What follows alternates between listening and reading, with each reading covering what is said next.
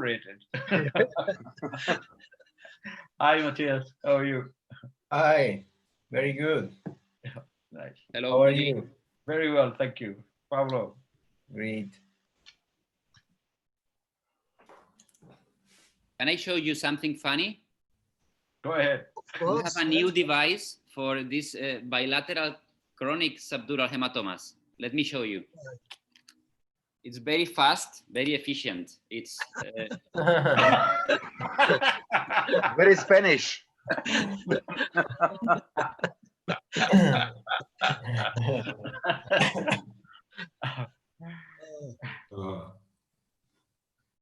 You wouldn't get those in the midline. you know, this is a gift from one of a patient with a schwannoma. I operated on her and she decided to come back to the clinic 6 months after the surgery with this, 2 of these. And she asked me, can you please use it? I want to take a picture with you.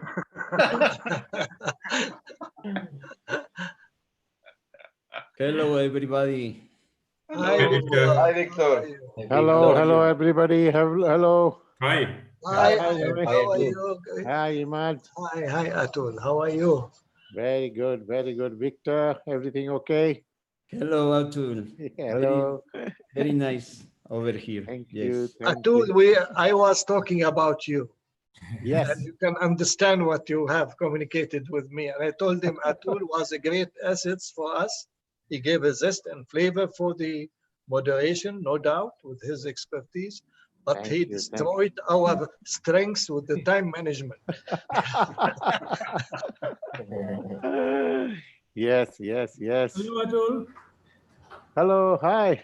I hope you will not ignore me this. You He's know got what, a moderator today. Ibrahim, on the screen, only on my screen, I get 5 or 6 photographs. And yesterday, your photograph was not on my screen.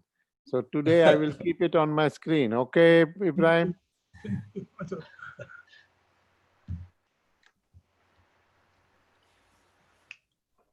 So, Ibrahim, what is the news from Jordan? It's very hot and it's still having some corona cases, so the curfew is still going on. We're coming to the Eid al-Adha, which is the major festival after the pilgrimage of Hajj. The Hajj has been cancelled this year, except for those people residing in Saudi Arabia. So it's a mixture of problems really. I heard that the temperature had gone up to 58 at one point. Not in Jordan, in Iraq, in Kuwait. In Jordan, it's something like 40, 41, 42. Wow. In Saudi is 49 yesterday evening. Oh, 49. Wow. Good. Can you go out at all? Oh, yeah, we take the 2 eggs and cook them out on the street because it's too hot. Hey, Ki, can you hear us? Yeah. I Hi, can. Kiki. Hi, hello. How's Where's everybody? Kiki? Good to see you. Oh, here, Kiki. Yeah. Okay. So you're following me. Yeah. Oh, I don't follow you. You have it with dye. I am without dye. You look younger with it. Yeah. Good to have you.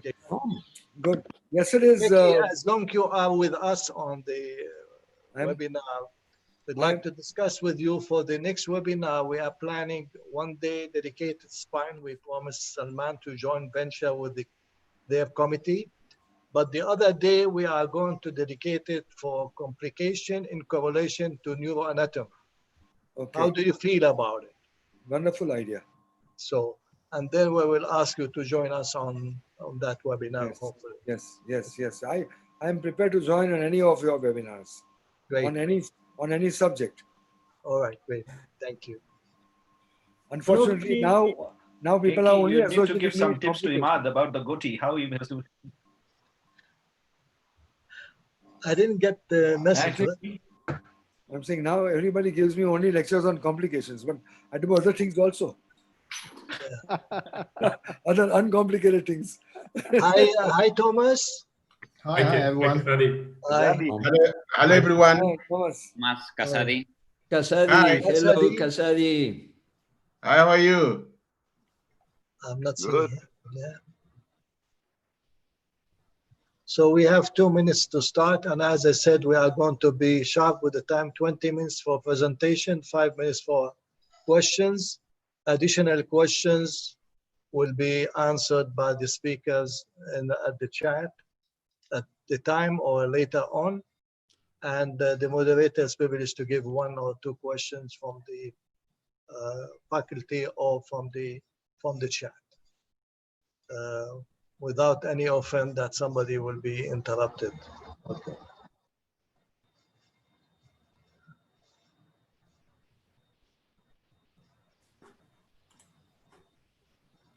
Ahmed, what about your beard? Are you growing a beard or what? I told you yesterday, this is for complete resection without a biopsy. It will be excised completely. Yeah. This is, as I said, lazy time for the corona. I don't like to... I was surprised yesterday to see Giovanni Puggi without a necktie. This is the first time ever in my life I see him without his beautiful neckties. Yeah, he has the best necktie for sure. Absolutely. He's in his way to vacation. This is in preparation. Right. He's from Milan. It's quite understandable. Milan, yeah. Yeah. All right, I think we should start. Yeah. Good day, everybody, for the faculties and for the attendees and trainees and young neurosurgeons. We are happy that you are joining us for the 3rd webinar, 2nd day, which is dedicated for ventricular system anatomy and interventricular lesion. This is the palm on the belly of Cassidy I'm seeing here. All right. Sorry. So we have 7 speakers. 6 presentation will be didactic presentation, and the last one is a surprise. As I said, it's an interactive. Will be conducted by Dr. Sanjeeva. He will give a case and try to involve the faculties and the attendees and make eventually some kind of question and vote. The presentation will be from Argentina, Professor Matias Padontini from Argentina. He's with us. And it will be Dr. Ramesh Kirolo from Singapore, Dr. Salman Sharim from Pakistan, and Dr. Miguel Reyes from Spain, Dr. Ibrahim Speh from Jordan, Dr. Henry Schroeder from Germany, and as I said, Sanjeeva, he's from England.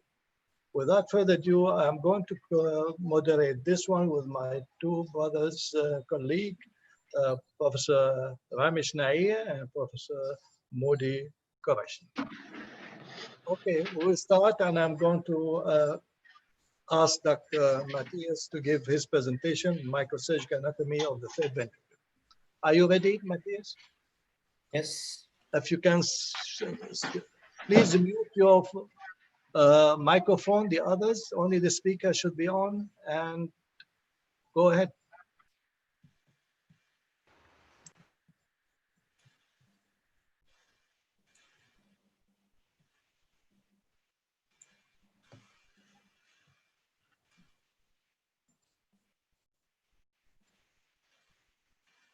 Can you see my screen? Yes. Yes, we can. Great. And the arrow too? Yes. Yes.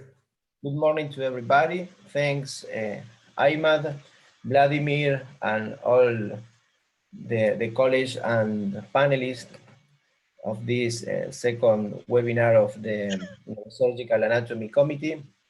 The topics for this morning will be related to the anatomy of the ventricles, the lateral ventricles and the 3rd ventricle. I need to give my special gratefulness to Julio Cesar Perez, a close friend from Mexico, who works with me with microsurgical anatomy, and he provides me some beautiful pictures for this lecture. And special thanks to Tomás Funes, a young neurosurgeon from Argentina, who works with me, and he shared me some beautiful videos in order to show you in this morning. Okay, the topic of this lecture is anatomy of the 3rd ventricle. First of all, I want to show you some beautiful pictures of Buenos Aires city. Argentina is a beautiful country from South America, and Buenos Aires is a beautiful city. I think that it's one of the more beautiful cities of South America. This is our obelisco. It's a popular building in one of the main streets of our city. And this is Puerto Madero, a beautiful place from Buenos Aires city too. And I need to give a special thanks to Maxi Buono, a Buenos Aires photographer. Okay, in Argentina, we have many important people around the world and controversial too, of course. For example, Maradona, Leonardo Messi, our Pope, and Jorge Luis Borges. I will be very happy if you can visit our country after the pandemic. Okay, the third ventricle, as everybody knows, is a narrow space located in the deep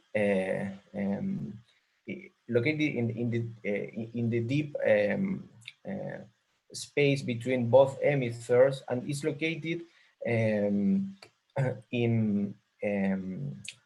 under and medially to the lateral ventricles.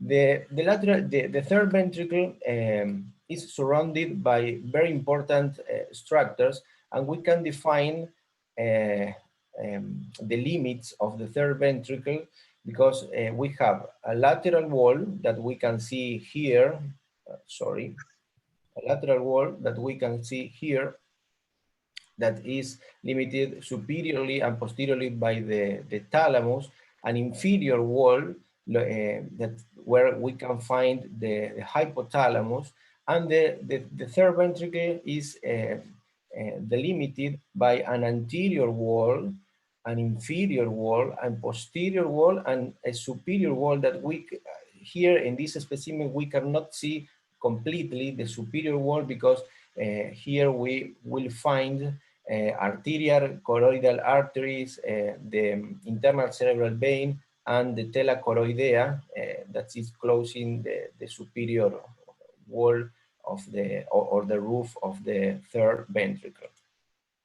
Many pathologies can address in the third ventricle.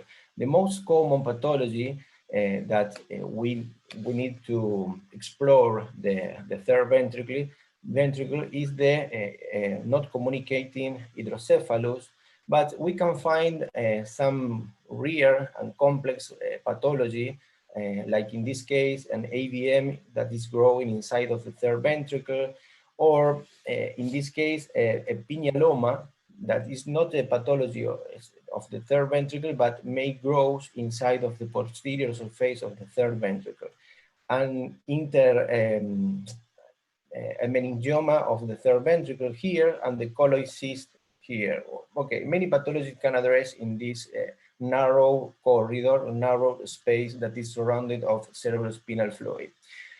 Nowadays, we need, for perform good procedures in our patients, we need microsurgical anatomy, we need good preoperative studies.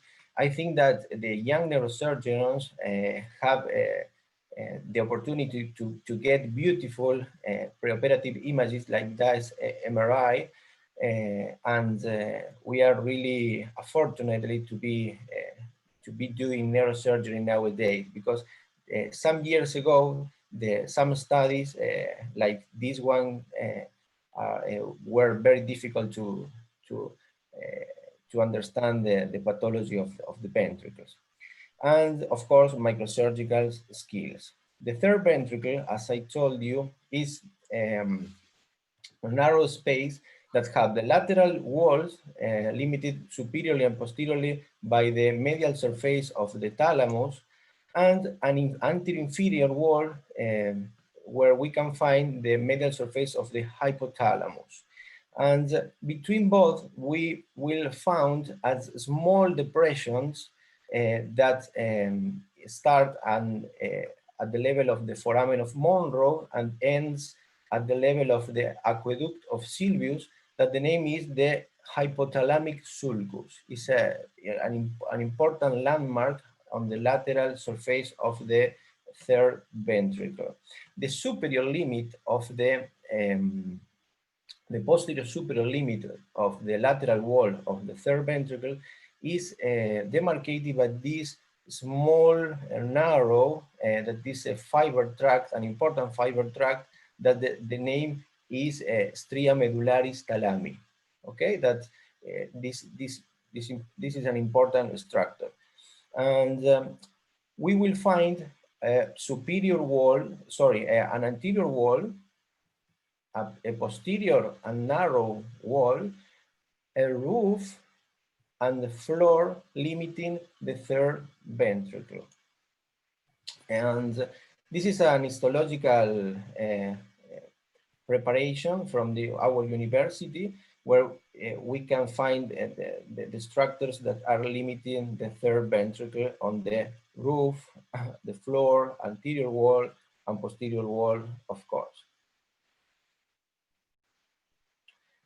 The superior wall of the third ventricle will be delimited by the fornix and the tela choroidea, that where we can find arterial and venous structures on the floor, on the roof of the third ventricle. The anterior wall of the third ventricle, we will find the anterior commissure, that is the upper structure of the anterior wall of the third ventricle, the lamina terminalis, and here the lamina terminalis ends at the chiasm. It is very important, this structure, because it's a thin layer of white matter that provides us an access through a subfrontal approach to the third ventricle. The anterior wall of the third ventricle have 3 segments. The superior third is located behind of the rostrum of the corpus callosum, and the 2/3 inferior part of the anterior wall of the third ventricle is free and is in close relation with the anterior cerebral arteries in the lamina terminalis cistern.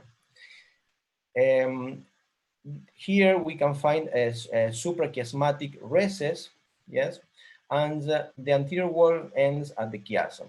The floor of the third ventricles, we can find very important structures. We will find the infundibulum that continued with the pituitary stalks, and this is a very important structure. Behind to the infundibulum, we will find the tuber cinereum, that is a small sheet of gray matter of the hypothalamus, but it is very important because the microsurgical technique, the endoscopic technique of fenestration of the floor of the third ventricle, we will done there in this site. Posteriorly, the mammillary bodies, and posteriorly to the mammillary bodies, the posterior perforate substance or space, and most posteriorly or behind, we will find the upper surface of the midbrain. In the posterior wall of the third ventricle, the main structure that we will find is the pineal gland. Superiorly to the pineal gland, the avenular commissure, and inferiorly we will find the posterior commissure. Many vascular structures we will find near to the third ventricle and inside of the third ventricle. For example, here, inferiorly to the fornix, we will find this structure that have 3 layers. 2 layers formed by the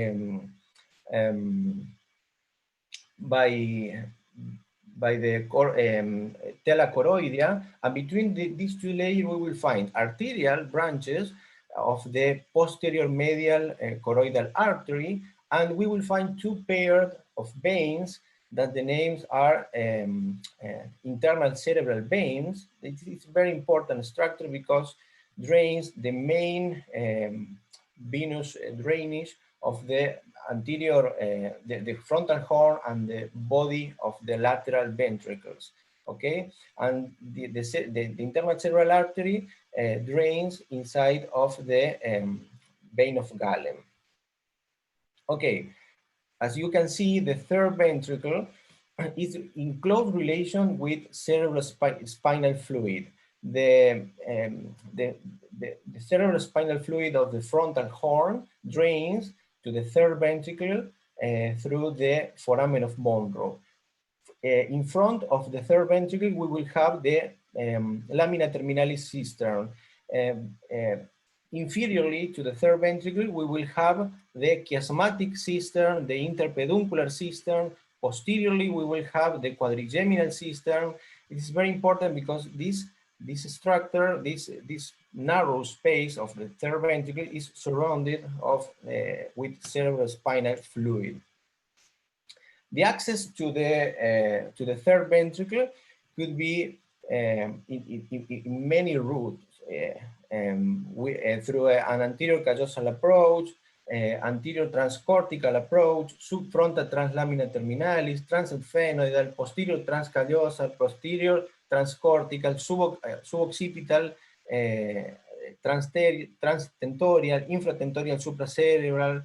There are many routes to the third ventricle. Not only with the microsurgical routes, but the use of the endoscope has opened a long way and an important way to access and to treat pathology located in this narrow and complex space. The endoscope can be used through transcortical, transforamen of Monro, translamina terminali, and posteriorly you can use the endoscope as a microsurgical, as an endoscopic tool. This is the roof of the ventricle. You can see this superior inferior view, the foramen of Monro, and when you remove both fornix, you will find this important structure located in the roof of the third ventricle, the posterior medial choroidal arteries and both internal cerebral veins. These veins are very important, and the neurosurgeon who makes approaches to the third ventricle needs to take special care to these venous and arterial structures, because the patient can suffer cerebral infarcts.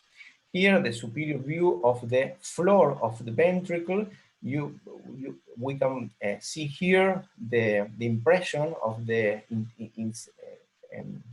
interior surface of the third ventricle of the chiasm. This dissector is located in the suprachiasmatic recess. Here is the infundibulum, both mammillar bodies, and the tuber cinerum, the place where the neurosurgeon needs to perforate in order to make the third ventriculocysternostomy. Here, the foramen that have a triangular shape of the aqueductus of Sylvius. And here I want to show you a case of a glioma of the septum pellucidum that I operated some years ago. And this is a superior view of both foramens of Monro. This is the thalamus straight vein that joins with the anterior septal vein in order to form the internal cerebral vein. This is the superior view of the both foramens of Monro entering the cerebrospinal fluid to the third ventricle that is located under this structure. This is a small piece of tumor remnant after the surgery. This is the floor of the third ventricle. Here we can see the ventricle in a posterior superior view, the chiasmatic impression, the suprachiasmatic recess, and the infundibulum. And here we have both mammillary eminences and the tuber cinerum here. The inferior surface of the third ventricle, exactly the same, the chiasm, the infundibulum, the tuber cinerum, the mammillary bodies, and posteriorly to the mammillary bodies, the posterior perforate substance. It's difficult to see an inferior view from a microsurgical point of view of the third ventricle, but I want to show you an interesting case of a schwannoma of the of the trigeminal nerve that the patient was operated twice, and this is the view after the resection of the posterior fossa component of the tumor. Here we can observe the inferior surface of the third ventricle. This is the pituitary stalk. Here we can observe the contralateral third cranial nerve. The Liliequist membrane is here, and here is the homolateral third cranial nerve. It's very complex to see the third ventricle from above, but this is a surgical case in order to see it. The most common procedure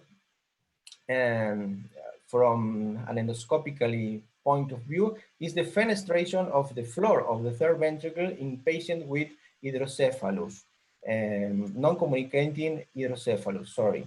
And the endoscope show us not only the straight view, but we can turn to posteriorly and anteriorly and see some other structures located on the floor of the third ventricle. Here we can observe a patient with non-communicating hydrocephalus, and we can observe the mammillary bodies, the tuber cinereum. Sometimes the patients with hydrocephalus elongate the fibers and the nucleus of the tuber cinereum of the hypothalamus, and we can observe the vascular structures located above, under the tuber cinereum. This is why we need to work with special care in this space, because under the tuber cinereum we will find the tip of the basilar artery, as we can see here, and some small branches that the basilar artery gives to the midbrain. Okay, here is the final view, and we can observe the chiasm in front, the suprachiasmatical recess, the infundibulum, and the process ends when I open not only the tuber cinereum, but you need to open the Liliequist membrane too. Dr. Matthias, you have 2 minutes. Okay, thanks, Ahmad. Here we have another case, and we have another case here too. Fenestration of the floor of the third ventricle. The anterior wall of the ventricle, as I said some minutes ago, we will find the lamina terminalis. The lamina terminalis, and remember that in a subfrontal corridor, we can see only the 2/3, the inferior 2/3 of the lamina terminalis. And this is a translamina terminalis approach. The posterior view of the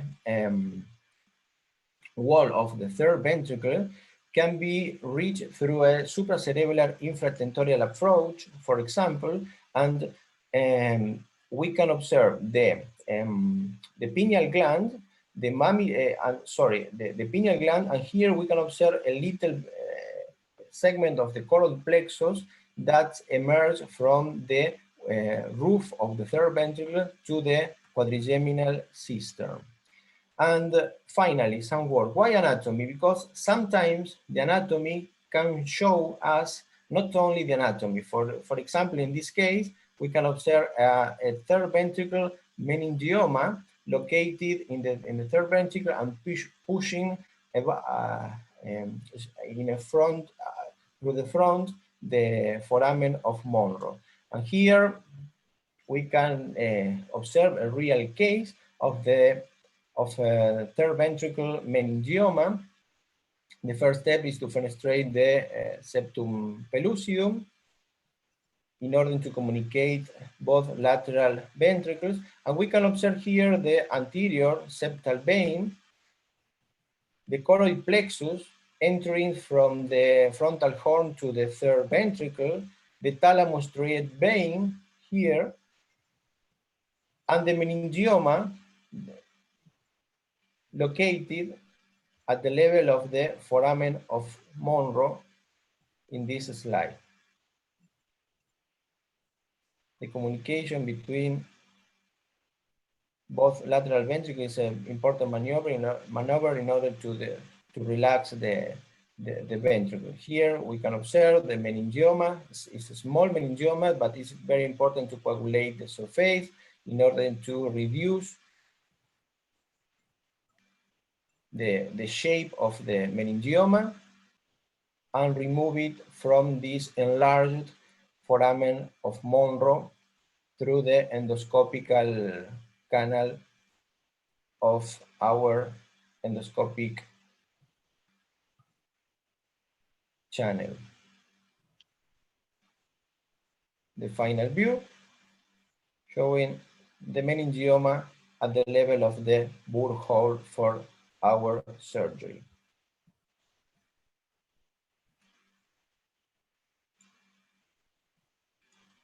And the final view of the postoperative MRI and the final view of our anatomical specimen. Thank you very much for your attention. Thank you, Professor Matthias. And from the faculty, any questions?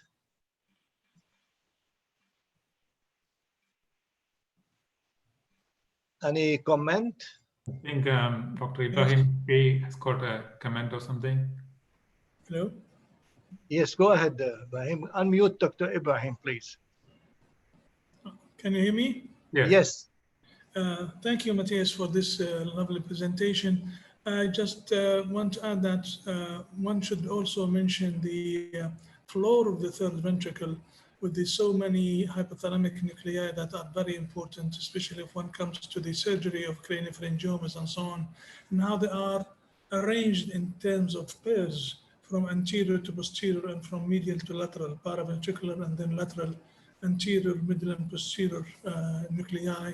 Each one has its own function, which is really, hypothalamus is just about less than 4 grams of tissue, which controls the essence of our lives, our growth, our desires, our eating, drinking, and everything. I thought that this worth mentioning. Thank you. The message is clear, Dr. Ibrahim. Yes. All right, so there are no questions on chat, and then I will move to the next speaker. Thanks, Dr. Matthias. The next speaker will be Dr. Ramis Quirolo. He will talk about surgical approaches to the supratentorial interventricular lesions. Ramis, do you have your presentation on? Yeah, thank you. Yeah, please Can share. you stop sharing, Matthias? Yeah. Yes. Yeah, okay, thank you. I'll give a compact overview of approaches to the third and lateral ventricle with some anatomical input. I will thank Professor Roten, who I used some of his slides. Just to start, the pure intraventricular tumors in the lateral ventricles in the adults are subependymoma, central neurocytoma, and meningiomas, which children have choroid plexus tumors. Just to note that ependymomas, the more malignant they are not pure intraventricular, they are more in the parenchyma. A lot of gliomas extend there, but notably some pilocytic astrocytomas and chordoid gliomas are of the ventricle. While in the third ventricle, the more common lesions is colloid cyst, some meningiomas and ependymoma. But as we saw from Matthias, the third ventricle open anterior to the suprasellar cistern, and craniopharyngiomas and other lesions extend over there and posterior from the pineal region. So when we resect pure intraventricular tumors, these are the ones amenable for total resections. Others will be parenchymal or partial resections. But here to note that, in fact, 3/4 of my pineal resections were substantially into the third ventricle, while anteriorly, almost half of the craniopharyngioma extended significantly into the ventricle. So just for the anatomy of the lateral ventricle is related to the thalamus. The part anterior to the thalamus we call the frontal or anterior horn. The part related to the thalamus itself is the body.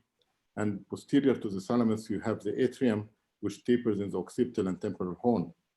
And around the thalamus, we have the choroidal fissure with the foramen of Monro at the margin between the body and frontal horn. But I want you to concentrate on this image, which is looking from above, which dictates our approaches. As you can see that the frontal horn or anterior horn and body are near the midline. So these two can be approached through an anterior interhemispheric approach or midline approach, while the posterior to the thalamus, the pulvinar pushes the atrium more lateral. So lesions from the atrium are hard to get from a midline approach, so they will require other approaches which are parenchymal from different routes. So what I'm going to talk to the approaches of the anatomy, and based on that, I put the lateral ventricle body and frontal horn together, the atrium, and then the third ventricle, the body itself, and the posterior and anterior part. So I'm going to go through the talk with this table, talking about the approaches of each anatomical area, concentrate on the important blind spots with each trajectory. And we have always morbidity of resection of lesions, but here we have double morbidity because the approach itself have anatomical morbidity. So I will talk about the anatomical basis of the morbidity from the approach. Here to demonstrate that the choroid fissure is around the thalamus with the hippocampus and fornix from the outside, and the thalamus is anteriorly. If you concentrate here first, if you open the choroid fissure from the foramen of Monroe at this area, this will lead to the third ventricle. So the body of the third ventricle is approached through the lateral ventricle, through the choroid fissure, either it's opening foramen of Monroe or transchoroidal. But if you open the choroid fissure more posteriorly, it takes you to the quadrigeminal cisterns. And around here, inferior to the thalamus, it will take you to the cisterna ambiens. This is a beautiful demonstration of a dermoid cyst in the atrium. And you can see here, because we have fat floating in the CSF, and you can see it has opened and spread through the choroid fissure. You can see here the connection, and it spread into the cisterna ambiens. So this lesion was located here and spread through the choroid fissure to the cisterna ambiens. It's a nice anatomical demonstration of the choroid fissure. So the first part will talk about the frontal horn and body. For this lesion here, you can approach it through a transcallosal approach, midline, and also transcortical. So these are the two approaches that are possible. Now, if you know the lesions, the common lesions, the origin will tell you a little bit how to deal with them, because if subependymoma tends to be stuck to the roof below the corpus callosum, while central neurocytomas in the septum pellucidum, and that's why a lot of them, the residual will be adjacent to the fornix to keep memory, while choroid plexus, papilloma, and meningioma come from the choroid plexus. But giant cell astrocytoma has a parenchymal origin, usually at the head of the caudate. So the blind spot when you are coming here is always the contralateral or the roof of the lateral ventricle, whether you're coming from either approach. And the other blind part is when you come from anterior and have a large lesion is the foramen of Monroe, because you reach it late. And the problem that you can have a potential damage to the fornix and thalamus striate vein because they are around the foramen of Monroe, as you all know. This is another anatomical nuances. That's this a rare glioblastoma, which usually have a parenchymal origin adjacent to the foramen of Monroe. Just to remind you, adjacent to the foramen of Monroe, this is anterior, this is posterior. You have the head of the caudate, the thalamus, but you have the internal capsule with the genu is adjacent to the foramen of Monroe. So if you are more generous with your resection in the parenchyma here, you will have potential brachiofacial weakness from the internal capsule damage. So when we do the transcallosal approach, we all know the morbidity as you come from above downwards. You can leave a retractor if you use a retractor on the sagittal sinus, cause thrombosis, or the bridging veins, venous infarct. You can go through the cingulate gyrus, as you know from the books, it's a common mistake, and you can damage the pericallosal artery. The common mistake, I mean, you know the corpus callosum in between both pericallosals, but if you saw callosal marginal and pericallosal and you mistaken them for the two pericallosal, you go through the cingulate gyrus rather than the corpus callosum itself, and you can have a supplementary motor area ischemia from venous infarcts. So we can approach through two approaches, the transcallosal approach, which I show you, but also you can go transcortical, either the middle frontal gyrus, or if you use a sulcus, then the superior frontal sulcus is quite deep, and it will let you to the upper part of the frontal horn.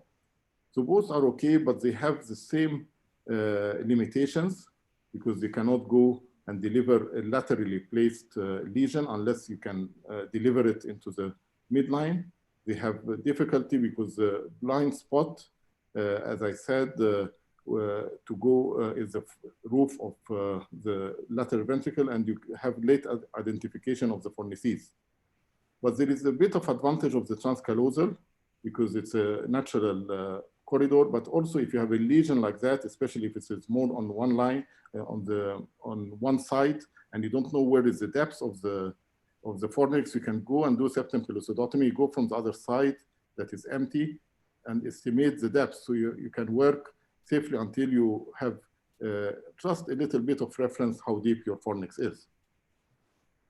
Now, next we'll talk about the atrium, and this will require really transcortical approaches.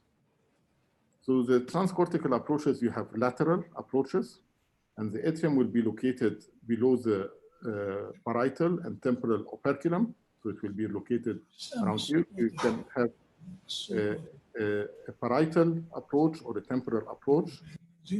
You can approach it through the midline interhemispheric, and it will be located either you go through the precuneus or the isthmus of the singular gyrus, or there are some basal approaches that going through the inferior temporal sulcus or gyrus, but also there is the ingenious approach of a supracerebellar infatentorial approach.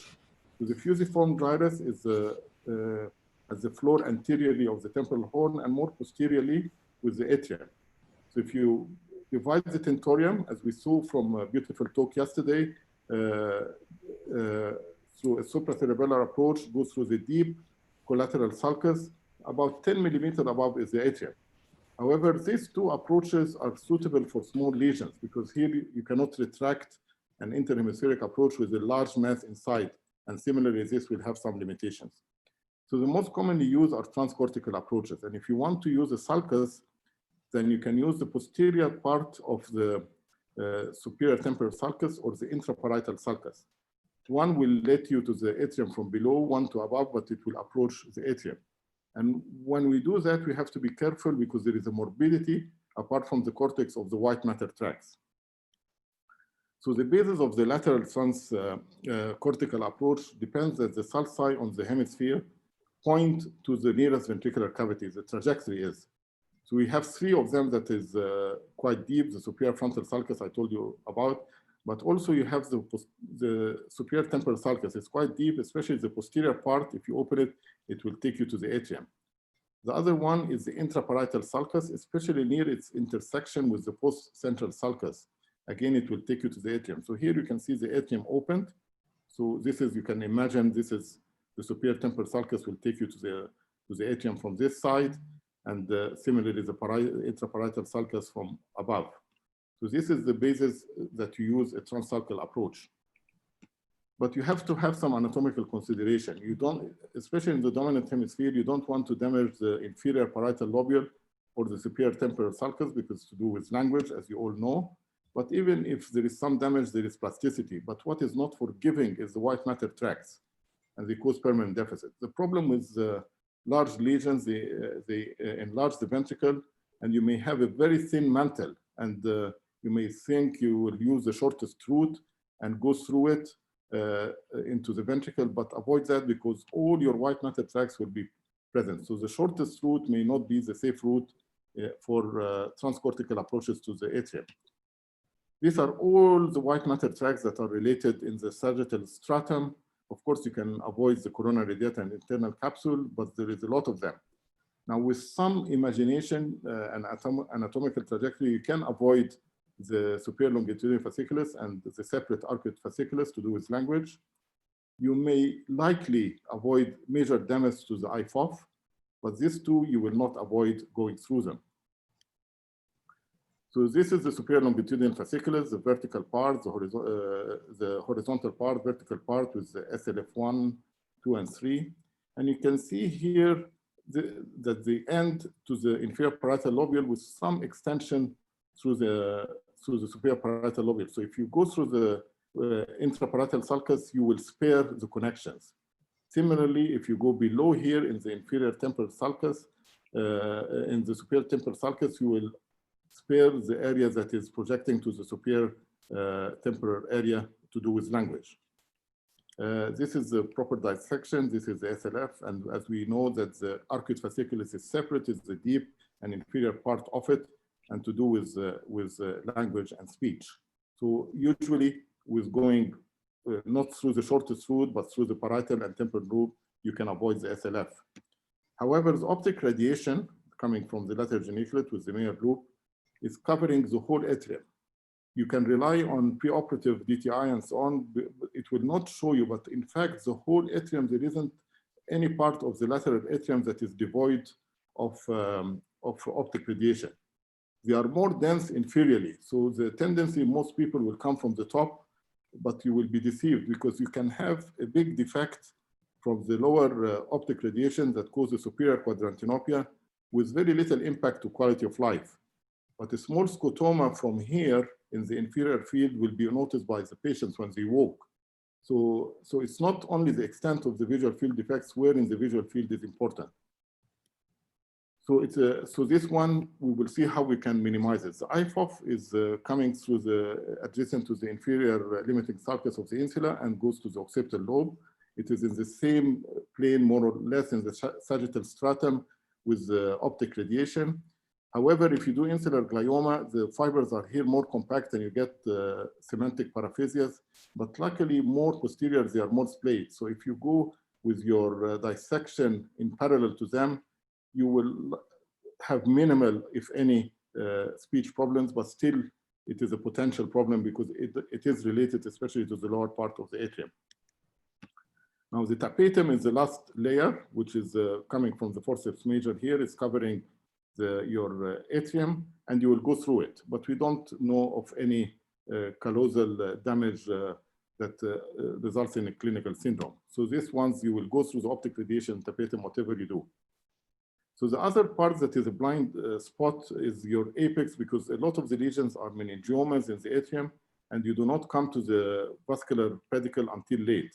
Perhaps with the inferior temporal approach, it is easier to come than a parietal, but still it is a blind spot and you don't reach it till late. But luckily, a lot of the meningiomas have not much vascularity, but Tom will remember that one of them were quite vascular. But there isn't much structures you can damage in the atrium. So this was a series of 18 resections of meningiomas, and really speech and visual defects, if you do a clinical examination, looks okay, but in fact, I will show you the problem with meningiomas. They're always large. That's the ones that we operate on. Of course, if you're in private practice, you will operate on small ones, but we don't do that. We will observe them. So most of them are quite large when you operate on them. So we cannot do all the other approaches easily. So we use the lateral approach. So there were some modification. I use the transsulcal approach. There is a, rather than a cortical approach. The cortical one, you go through the parietal or middle temporal gyrus. But the problem, the advantage of the transsulcal approach, it remains open, and the trajectory take you to the ventricle. But what is more important, because you don't know where is your SLF and white matter tracks are. You will be careful about them when you go cortical, but the beauty that they don't start until they are deep to the U fibers, as we saw yesterday. So you can go through the transsulcal approach. Once you go in the depth of the sulcus and through the U fibers, then you start to be careful. And what you need is to go through the optic radiation in lines parallel to the track. So once you are deep, don't use suction, use a dissector and splay the fibers, which are usually stretched, more not like the cadaver, because the ventricle is enlarged. So if you go parallel in the temporal direction here, you will damage less fibers than you go across them. But in the intraparietal sulcus approach, you are coming here, then you change your trajectory to be in parallel to the optic radiation. And that's what I call the track sparing parallel approach. It does not avoid visual field defects, but perhaps minimize it. So this is an example of a superior temporal sulcus approach. You go here and you can see the post-operative, but again, you can get a visual defect from it. This is an example of a large one that was approached through the interparietal sulcus approach. You can see here the sulcus open, and this is another one, transsulcal approach for the large ones. But as I say, the visual defects can be large. I won't go through them, but this is a study. We looked at all of them. We did detailed DTIs and visual fields. Still, we are updating some of the 2 minutes, Dr. Ramos. Yeah. So here is the tracks. You can see this one has been lost preoperative, but you can see some of them are damaged. And these are the visual field defects, although they can be minor, but this is the one that is a problem. So the alternative is to go interhemispheric, but you really need the small one, and you need all this retraction to open the precuneus to enter the atrium from the midline. If you open the parieto-occipital, then you can go to the occipital horn. This is what Yatherville described many years ago. The third ventricle I will do in 2 minutes because it's already been covered. So the body itself, you can approach it through the lateral ventricle, either through the foramen of Monroe or transcolloidal. And this is the study we did to estimate you, but you have to know that the foramen of Monroe, this is 100 normal cases with radiology. It is quite narrow, narrower than what you think. Or you can go through the transcolloidal approach. This is a meningioma. But again, your blind spot is the roof of the third ventricle. But whatever you do, this don't have the morbidity comes from the approach to the fornix, thalamus striate, and also deep the hypothalamus.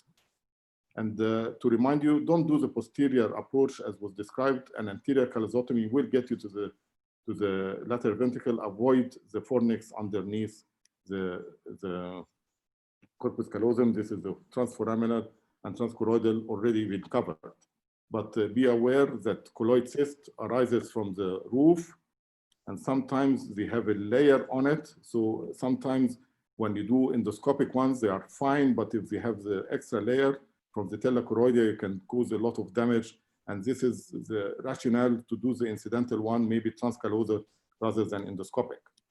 This has been covered. The pioneer ones you can do either approach, but if for the lateral third ventricle, the supracerebellar is better because you can see the roof better and avoid damage to the tectum with all the eye problems.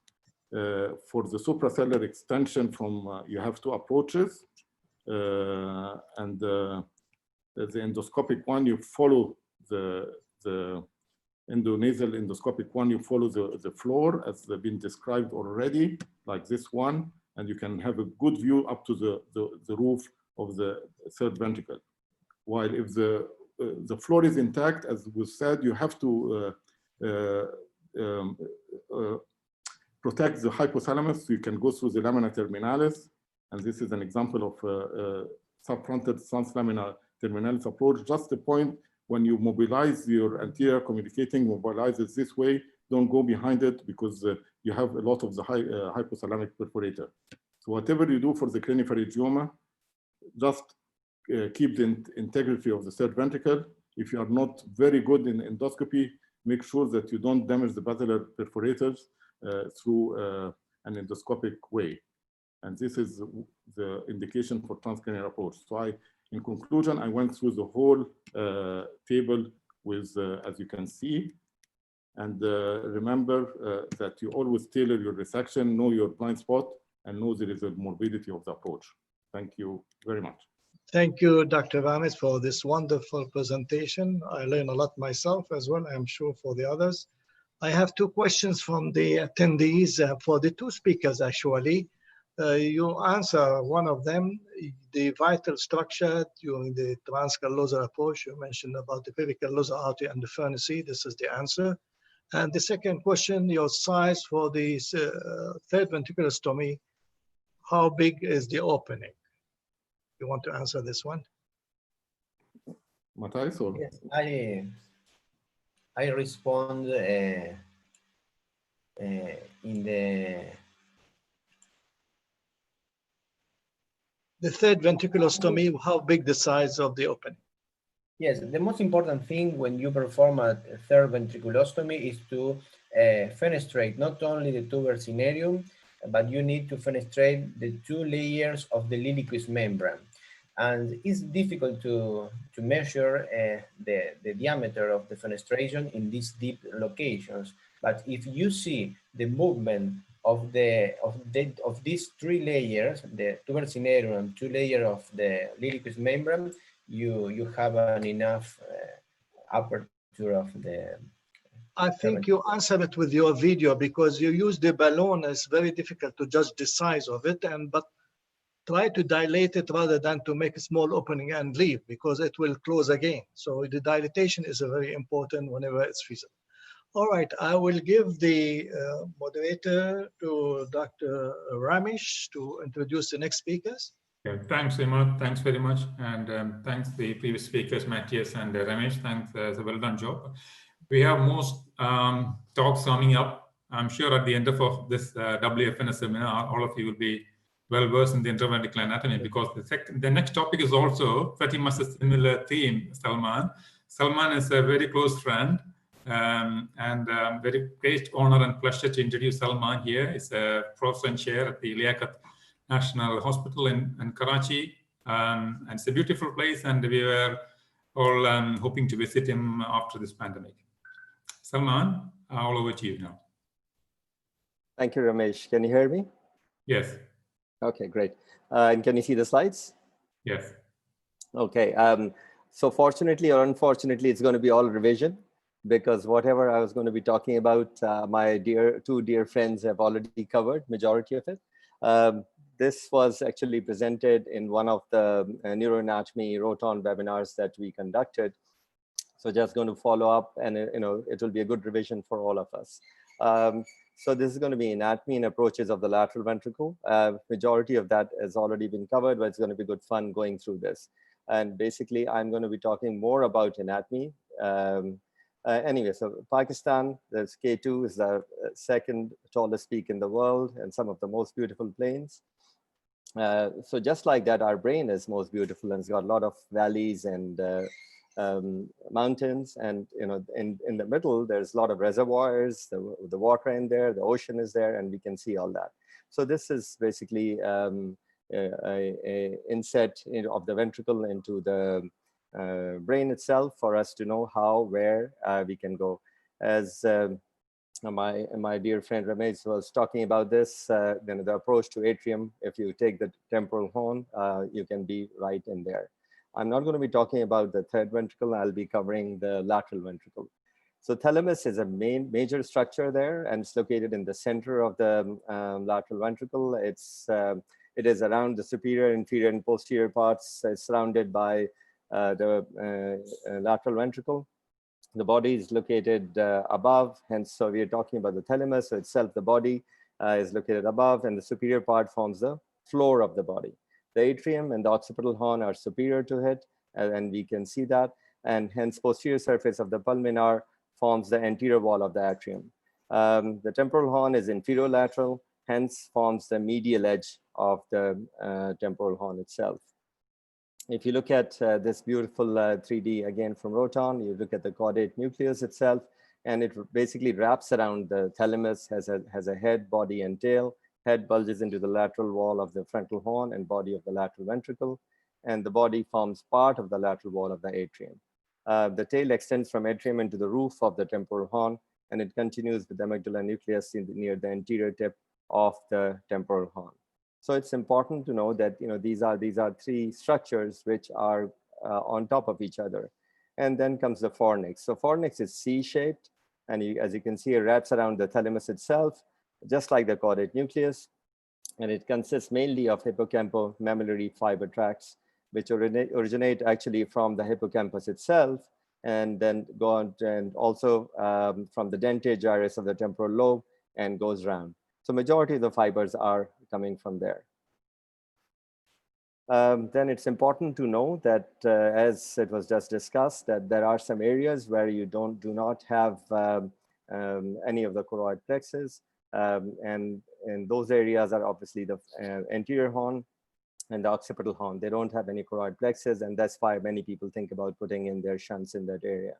And obviously, the tumors are going to arrive, could be arising from the choroid plexus itself, which turns around and goes into the third through the foramen Monro. And you can see the internal carotid artery giving rise to anterior choroidal artery, and the posterior cerebral artery giving rise to the lateral and medial posterior choroidal arteries. And posteriorly is the pineal. So these are some very nice images that we have from our predecessors who've really done a lot of great work.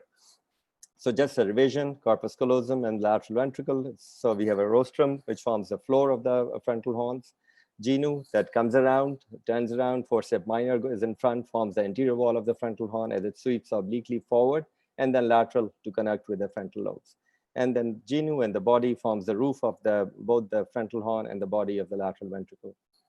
Posteriorly, just as Ramesh just mentioned, is splenium with the forceps major. It forms a bulb in the upper part of the posterior, the medial wall of the atrium, and the occipital horn as it sweeps posteriorly to connect the occipital lobes. And the tapetum, which arises in the posterior part of the body, and the splenium goes laterally and inferiorly to form the roof, the lateral wall of the atrium, temporal and occipital horn. And it separates the fibers of optic radiation from the temporal horn. So if you look the same thing over here, so you can see over here we have got the rostrum, and you've got the forceps minor coming around, the genu all the way around, and then you've got the splenium at the back, and it comes around, and you've got the tapetum, and you've got forceps minor at the back. And you can see this beautifully, the tapetum going all the way around and forming this beautiful fibers that are going all the way across. And if you look at that, this is one of the pictures that I've already shown before. So it's all just good revision that you have got anterior septal vein, and you've got the caudate vein, and both of them joining to form the thalamus striate vein and going at the back. And that's how you know that which part are you in. And I'll show that very shortly as well. I'm not going to go into details of the third ventricle because that's already been done. So these were the few ways of getting into the different parts of the atrium. You can have a middle frontal gyrus incision, or you can use any of the sulcus and go through that. Obviously, you do need beforehand your tractography to see where your corticospinal tracts are, and you're not causing any problems going through that area, which part of the tumor and what kind of tumor it is. Superior parietal occipital incision. And also we talked about the middle temporal or superior temporal gyrus, or going through the sulcus for the atrium itself could be an option. So occipital lobe incisions, all those are there, but have got significant morbidity associated with it. So you should know beforehand which fibers are going. Tractography is important, so is image guided system. So let's just go through the anatomy of ventricle one by one. So look at the frontal horn. So how do you know which side you're in? Obviously, your septal vein, anterior septal vein, septal artery is right there. You've got the corpus callosum itself, which forms the roof, as well as the front part itself. You've got fornix, which is a posterior limit, which is a foramen Monro, and you've got anteriorly the head. You've got on the lateral wall is the caudate nucleus itself, and the floor itself is rostrum of the corpus callosum itself. And the structures are important here, as I said. There's no choroid plexus here. Anterior septal vein is there. Anterior caudate vein is lying on the lateral part, and both of them join in to come back and form the thalamus striate. Let me just show you briefly. So what happens once you go in here, and now I pause here, and you can see the same thing. Now you know you're on which side of the ventricle, because you've got the septal vein lying on this side, and your thalamus striate, and you've got the caudate coming through. You can see the corpus callosum there, the white matter fibers you can see clearly, and thalamus striate separating the two areas which are vital for us, the caudate and the thalamus itself. So I'm just going to move this. Body itself, if you come in, you can see laterally is the caudate nucleus. The limits are the posterior edge of the foramen Monro till the splenium, and the roof is formed by the body of the corpus callosum itself. The lateral wall, you've got the caudate, as you can see here. Medial is the septum pellucidum itself. Floor is formed by the thalamus, as we just saw, striothalamic sulcus and the choroidal fissure. The structures that are in there are obviously, as we saw, thalamostriate, thalamocaudate, and posterior caudate veins. And medially, posterior septal vein will be there, just like we saw the anterior septal vein there. Atrium itself, limitations anteriorly, obviously, we have got the posterior edge of the thalamus and pulmonar eminence and the bulb of the corpus callosum. Roof is formed by the splenum and tapetum. As you can see here, this part is tapetum. Lateral wall is formed by the tapetum and the caudate tail. The medial wall is formed by two horizontal prominence, which are shown here, the calcar avis and overlying the calcarine sulcus and the forceps major. And the floor itself, obviously collateral trigon comes in there, a triangular area that bulges upwards from the posterior end of the collateral sulcus itself. The structures in there are the anterior choroidal artery, lateral posterior choroidal artery, and glomus of the choroid. Occipital horn, there's tapetum at the roof, lateral wall is formed by, again, tapetum, medial wall is forceps major, just like what we saw in the body. The floor is collateral trigon, and there are no choroidal, lateral or medial arterial veins in there. Temporal horn itself has got limits. So you've got roof medially formed by the inferior surface of the thalamus and the tail of the caudate, laterally by the tapetum, as you can see here. A lateral wall is by tapetum, the tail of the caudate, hippocampus and the collateral eminence form the floor. And you've got the transverse hippocampus vein, the inferior ventricular vein, amygdala vein, and choroidal artery. All these are vital structures supplying to the vital part of the brain itself. So you need to be careful when you're going through these areas. And you can see all the four parts that we just went through. And you can see how caudate nucleus changes its position and how hippocampus moves backward in this particular slide. What this was just shown here, I'm going to just revise that again, that the important bit is when you're doing these approaches, that you've got the frontal horn in the body right in the middle, and you can approach them through the midline, whereas at the back, we can't do that because of pulmonar itself. We have got the carotid artery, which gives rise to the anterior cerebral artery there. And obviously the most important part from our aspect is anterior choroidal artery, which supplies to the important structures, and we need to be careful with that. And I'll just go through that. The posterior artery itself gives rise to medial and lateral posterior choroidal arteries as well. And you can see the same thing in 3D in three different areas, and you know how the blood supply is supplied, where exactly what vessel you should be looking for.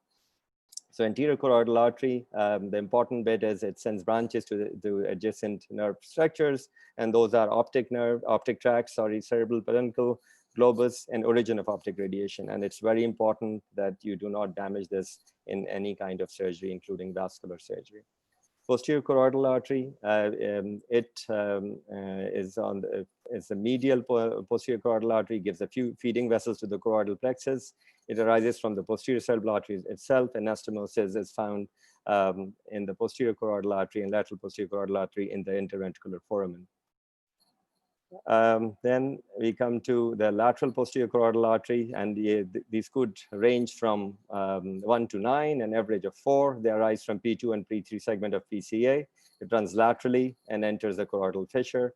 It supplies the cerebral peduncle, fornix, pulmonar, and caudate nucleus. So it is an essential artery and should be preserved if at all possible. The veins are important here, and you know this has already been discussed, but I'm just going to go through it briefly. So you've got the anterior septal vein coming through, you've got the anterior caudate vein, and both of them joining together to form the thalamostriate vein. You've got the superior choroidal vein, and all these unite to form the basal and intercerebral vein get together and form the vein of Galen. And you can see that in all these three images. And this, you know, this atlas is brilliant, and I think it's important that we should use it more often for our understanding, 3D understanding. So veins itself provide valuable landmark in directing the surgeon to the foramen Monroe and choroidal fissure during operations on the ventricle itself, the lateral ventricle. The choroidal veins are bulky and tortuous. Yeah, they can easily be seen. Superior choroidal vein is very bulky. It drains the glomus and runs ventrally towards the ventricle body and close to the interventricular foramen in thalamostriate vein, and eventually into the intracerebral vein. Inferior choroidal vein ends in the inferior ventricular veins and also in the basal vein at the same place. and medial choroidal vein courses from the plexus of the ventricular body to that of intercerebral vein. So this is important that anterior septal vein, the most constant, drains into the venous confluence of the interventricular foramen. And for you to know which side you're in, once you go in blindly, or if you're using image guidance, then obviously it's much more easier, but it's always your landmark to be sure that you're on the right place. The transverse vein of the hippocampus drains into the basal vein, and vein of the amygdaloid also drains into the basal vein or into the transverse vein of the hippocampus. The veins of the lateral wall, thalamostriate, the most constant, we always see that, and runs in the thalamocaudate sulcus and forms the venous angle with an internal cerebral vein through the interventricular foramen. So if you look at this, this is basically a anatomical, so you're looking at the back and you've got front and you've got foramen Monroe in front. So it's just take you through, you've got the anterior septal vein, you've got the choroid plexus down there, which is turning in, going into the third. You've got thalamostriate vein, which as we said is between thalamus and striatum. And you've got the septum all the way medially. And medial to the septum obviously is fornix. And we move on. In the interest of time, I'm just going to fast forward this. So obviously, as we said, the structure, you've got the thalamostriate vein, and you've got two structures medial lateral to it. So you've got thalamus medial and the caudate lateral.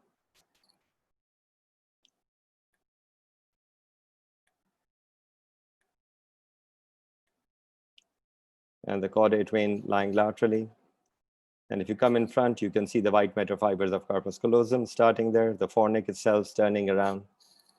And I'm going to, in the interest of time, move forward, not going to go into the third there. How to decide which approach? I think a lot has been discussed a lot, but I'm just going to briefly go through this. What location the tumor is, what's the extent of the tumor, do you have hydrocephalus or not? Are there any deficits? What are your operative goals depending on what kind of lesion it is? Would you consider shortest possible route if there are some fibers going through on your tractography right in front? What kind of vasculature it is, how experienced the surgeon is, and what kind of tumor it is. So depending on that, we decide which approach we're going to take. And as Ramesh just said, that there are some workhorse approaches for us, which is anterior transcallosal, anterior transcortical for anterior part of the lateral ventricle, and you've got posterior transcortical and sometimes posterior transcallosal as well for the posterior part. And then you can have an approach coming through the temporal itself. There are different approaches that you can take to go to different parts of the ventricle. I'm not going to go into detail of that. Unfortunately, don't have enough time for that. Transcallosal approach has already been discussed, but I'm just going to revise that for you. So it's for frontal horn tumors located mainly in the ventricle. When you've got minimal hydrocephalus, you can even use this. If you've got significant hydrocephalus, then obviously you can come through the transcortical as well. And tumors extending to the both frontal horns and to the anterior part of the third ventricle as the tumor that was shown by Ramesh earlier just now. The transcallosal, obviously we do a supine, head flex 20 to 30 degrees. And the idea is that if you want to go to the opposite side or remain on the same side, so depending on that, your incision varies. You have a bicoronal flap if you're doing transcallosal. Craniotomy is centered on the coronal suture and up to the sagittal sinus. Dural flap to the sinus. The most important thing is you need to know beforehand where your veins are, and you need to preserve them. And you follow the faults to the depth. And singular gyrus veins, some of them can be sacrificed, but you need to see. Corpus callosum, obviously you reach there and do a collosotomy between the arteries to go underneath. So basically going across is important, and it's important to go across the sagittal sinus itself, and there's a reason for that.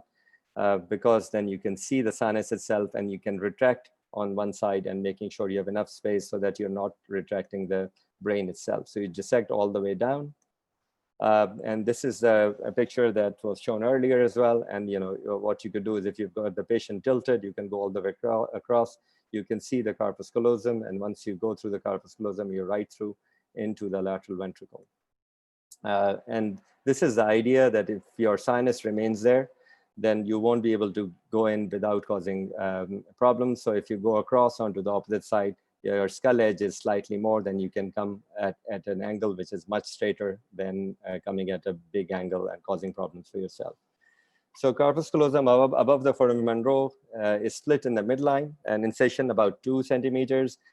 Nowadays, we are able to do even bigger incisions sometimes, but I think it's important to understand that if you have monitoring, etc., you can get away with much bigger incisions that we used to be in the past.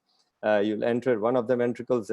If you don't, then obviously in the cavum septum pellucidum, and you have to reassess your scan and look at it where you are. And once you're in there, obviously you've got the foramen Monroe, and you identify and you know which side you're in, and you go right inside and take out whatever you want to take out there, whichever tumor you're going to operate. And if you look at it, was just mentioned just now that the internal capsule, the genu of the internal capsule comes right all the way up and forms one of the wall next to where the foramen Monroe is. So if you're not careful on the lateral wall and you cause a problem, you will cause significant neurological deficits, which you don't want to be doing at all. So if at all possible, you have to make sure that you don't avoid damage to the lateral wall at exactly at the level of foramen Monroe. 2 more minutes, Salman. Yep, okay. So this is third, has already been talked about. I think I'm going to leave this tumor. Hang on. This posterior transcallosal approach for roof and medial part of the atrium. And obviously it's important, again, how you're going to position. 3/4 prone is generally the way to go. And once you are in there, it's up to you where you want to go in. So you've got cingulate gyrus and splenium right in front of you. And you know, if your retraction has to be exactly if you go across, so it's easier for you to go after the tumor itself. Obviously, there are significant complications associated with vascular injury here, and you need to be careful when you're doing this.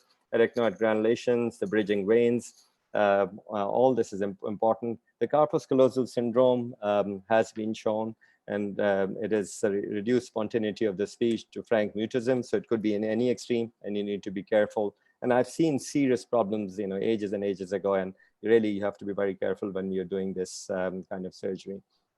Transcortical approach has already been touched. I'm not going to show this video. This is a couple of things, and you know, basically we went in.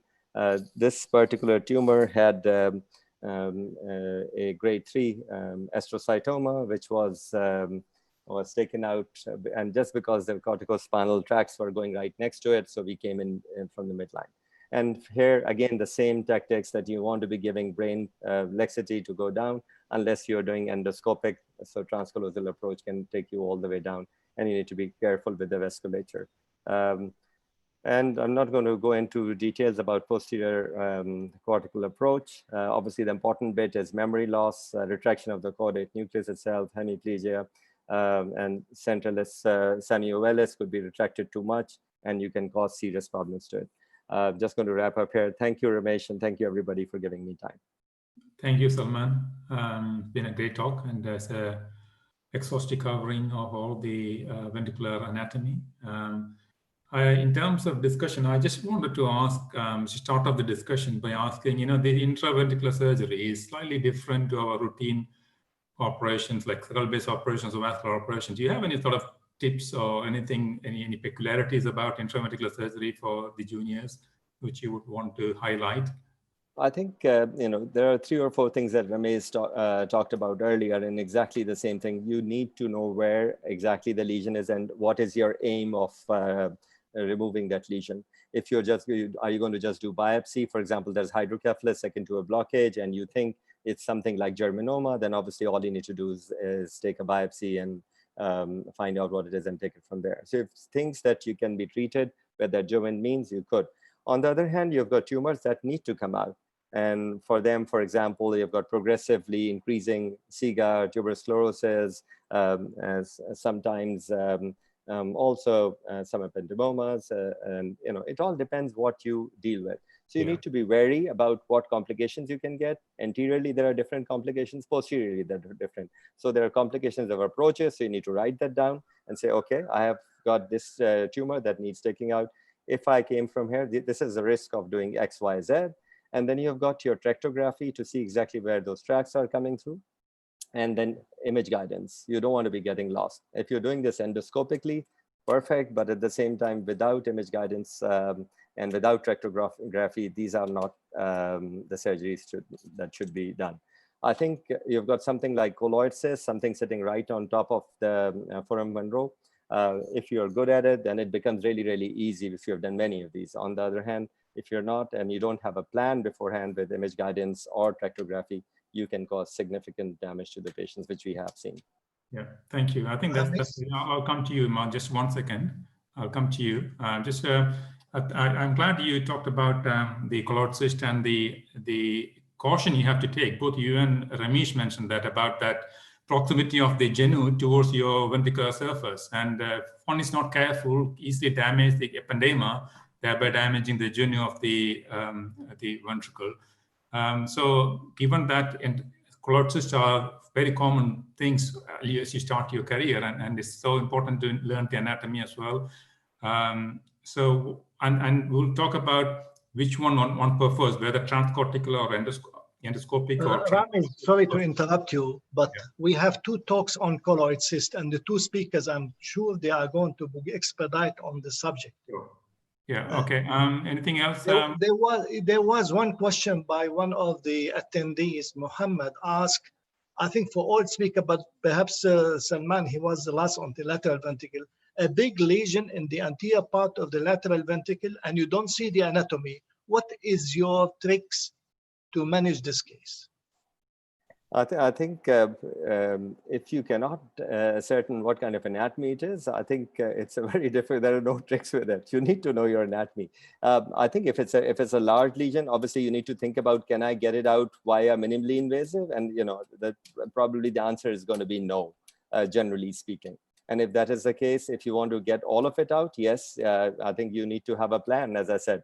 And if you are not sure what anatomy it is, I think maybe send it to somebody who knows the anatomy or who can find out what it is. I think without knowing, I would not go into any large lesion in lateral ventricle if the anatomy is not clear. Okay. What about decompressing the lesion and give you space to see the anatomy? Yeah. I think with the Cavitron that we have nowadays with our endoscope, it works very well, the ultrasonic aspirator. So if you just keep it next to the tumor, it just keeps aspirating, and you need to have regular water irrigation. And if you do that, you can find space. The 2 of the videos that I had was with Cavitron, but unfortunately we didn't have enough time, so I had to move forward. So I apologize. Thank you. There's one more question, and after that, we'll move on to the next speaker. The question is, what to avoid the postoperative hygroma when you operate on a ventricular tumor, especially in children with ventriculomegaly? Is there any comment on that? I think, I used to work in Birmingham Children's Hospital, where they had a special trick. They would leave EVD behind, and with that, they would follow and see the pressure and continuously irrigate. But I haven't done that over here. What I do is I make sure that enough water is inside, and I would only leave the drain behind if I'm not sure if we have not sorted the problem of hydrocephalus. Then I would, if I'm worried in any way that patient was poor in neurology, then I would leave the drain behind. Otherwise, now we just fill it up well with water, and we are cautious about whatever we do. Thanks, Salman. Thanks very much for that. So it's my great pleasure to invite Miguel Arras. He's a good friend of me, and it's always great to see him speak. And I welcome Miguel to talk on the interhemispheric translaminar terminalis and transprostalis approach for the third ventricle. Miguel, all yours. I can unmute yourself, please. Miguel, you are muted. Yeah. Thank you very much, Dr. Ramesh. Thank you, Dr. Imad Kanan, Dr. Benes, all the leadership of the Neuroanatomy, WFNS Neuroanatomy Committee for just having me in this wonderful webinar. My topic is about the interhemispheric translaminar terminalis laminar rostralis approach to the third ventricle. I'd like to mention that this is something done thanks to the anatomical work of Dr. Cinta Arraez and Professor Pablo Salinas from Malaga University.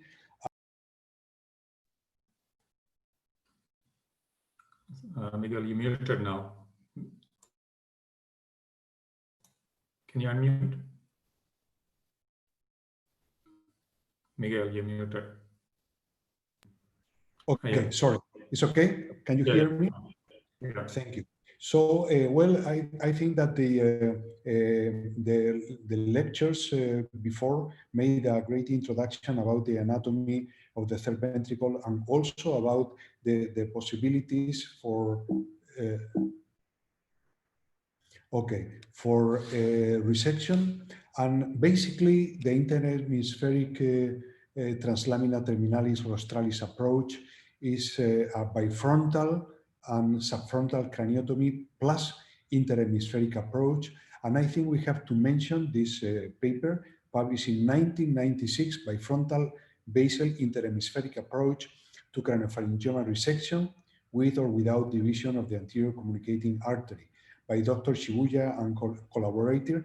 And we can see here the rationale of the approach. This is a very basal bifrontal craniotomy. We have, if needed, to transect the frontal sinus. You have to go very low, and you have to cut the sagittal sinus at its anterior end, and doing as a frontal, bifrontal, and interhemispheric approach to this area.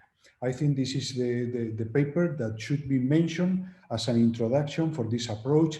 There are some other, but I also like to mention maybe the initial publication of this approach as far as 1982 by Dr. Shintaro Aito, who just described the technique, but not for tumor removal, but for the approach of rupture aneurysm of the anterior communicating artery in the acute stage, according to this publication in Acta Neurochirurgica just several decades ago. So we can see the scope of the approach. This is a very versatile approach that gives you approach to the view of the anterior fossa, the sellar and suprasellar region, and also the third ventricle, that is the target of our presentation. In that way, this approach is competing with the classical transfrontal approaches, the terional approach, transcallosal approach, and of course, the endoscopic approaches to the sellar area, suprasellar, and inside third ventricle tumors. And if we go to the indication, to our knowledge, which are the indication of this approach? First of all, it can be used in pure third ventricle lesion. Of course, those that are growing more anteriorly do not go to posterior third ventricle lesion. Second indication would be third ventricle lesion with anterior and suprasellar, frank anterior and suprasellar extension. And there is another indication as alternative route to the nowadays in fashion endoscopic approaches, and done in selected cases. I think we can see one of the number 2 indication. This is a lesion that is growing inside the third ventricle. You can see this extension, superior and anterior, and this is the corridor we will have. Of course, corpus callosum could be, transcallosal approach could be a good one, but if you want to deal in this anterior and inferior delicate area, maybe this anterior interhemispheric bifrontal approach is most suitable. Number 3 indication, alternative to endoscopic approaches in selected cases. I think this is our scheme of the possibilities in craniopharyngioma resection, taking into account the possibilities, transsphenoidal craniotomy, partial removal, intra-assistive therapy, and clinical setting of the patient, young or patient, hypothalamic involvement, intracellular mainly, intracranial mainly, infrachiasmatic, cystic, and so on and so. And go to the lower part of this classification, and when the patient underwent previous radiotherapy, previous craniotomy, or several courses of radiotherapy, several different approaches, craniotomy, endoscopy. We are dealing for sure with a complex case. This is a patient that underwent several of those procedures, also radiotherapy. And if you look at this recurrency, you can see the anterior communicating artery and the way the lesion is surrounding and encasing the lesion. I think that you have a lot of possibilities to have problems dealing with the optic nerves and mainly to the arteries, and maybe in cases like that, this anterior route, microsurgical route from above pure midline route is an alternative. This is to our mind in some cases, trying to manage better the complication if happening. I can see you the clip of this operation. We decided to go through this approach. And if you see this indolent maneuver, you can see how easily you can damage, in that case, the carotid artery. If it happens, you can have a big problem if you are doing the operation by means of endoscopy, at least in one hand. I think that endoscopy has a lot of advantages.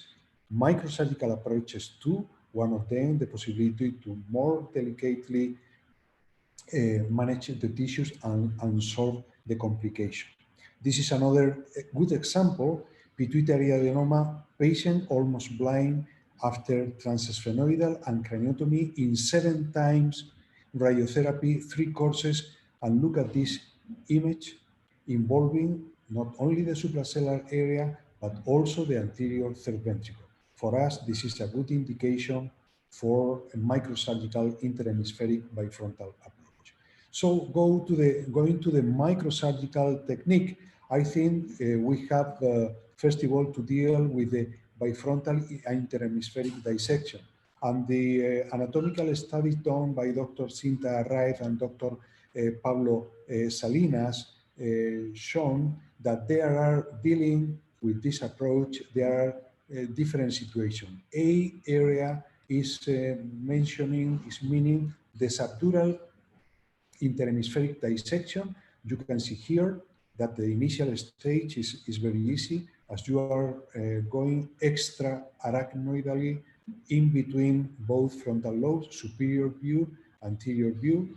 After that, we will see a plane of arachnoidal dissection at the interhemispheric fissure, and see this is the cisternal dissection, the easiest part, but this, at the deepest part. So you have to, first of all, go through these 2 stages.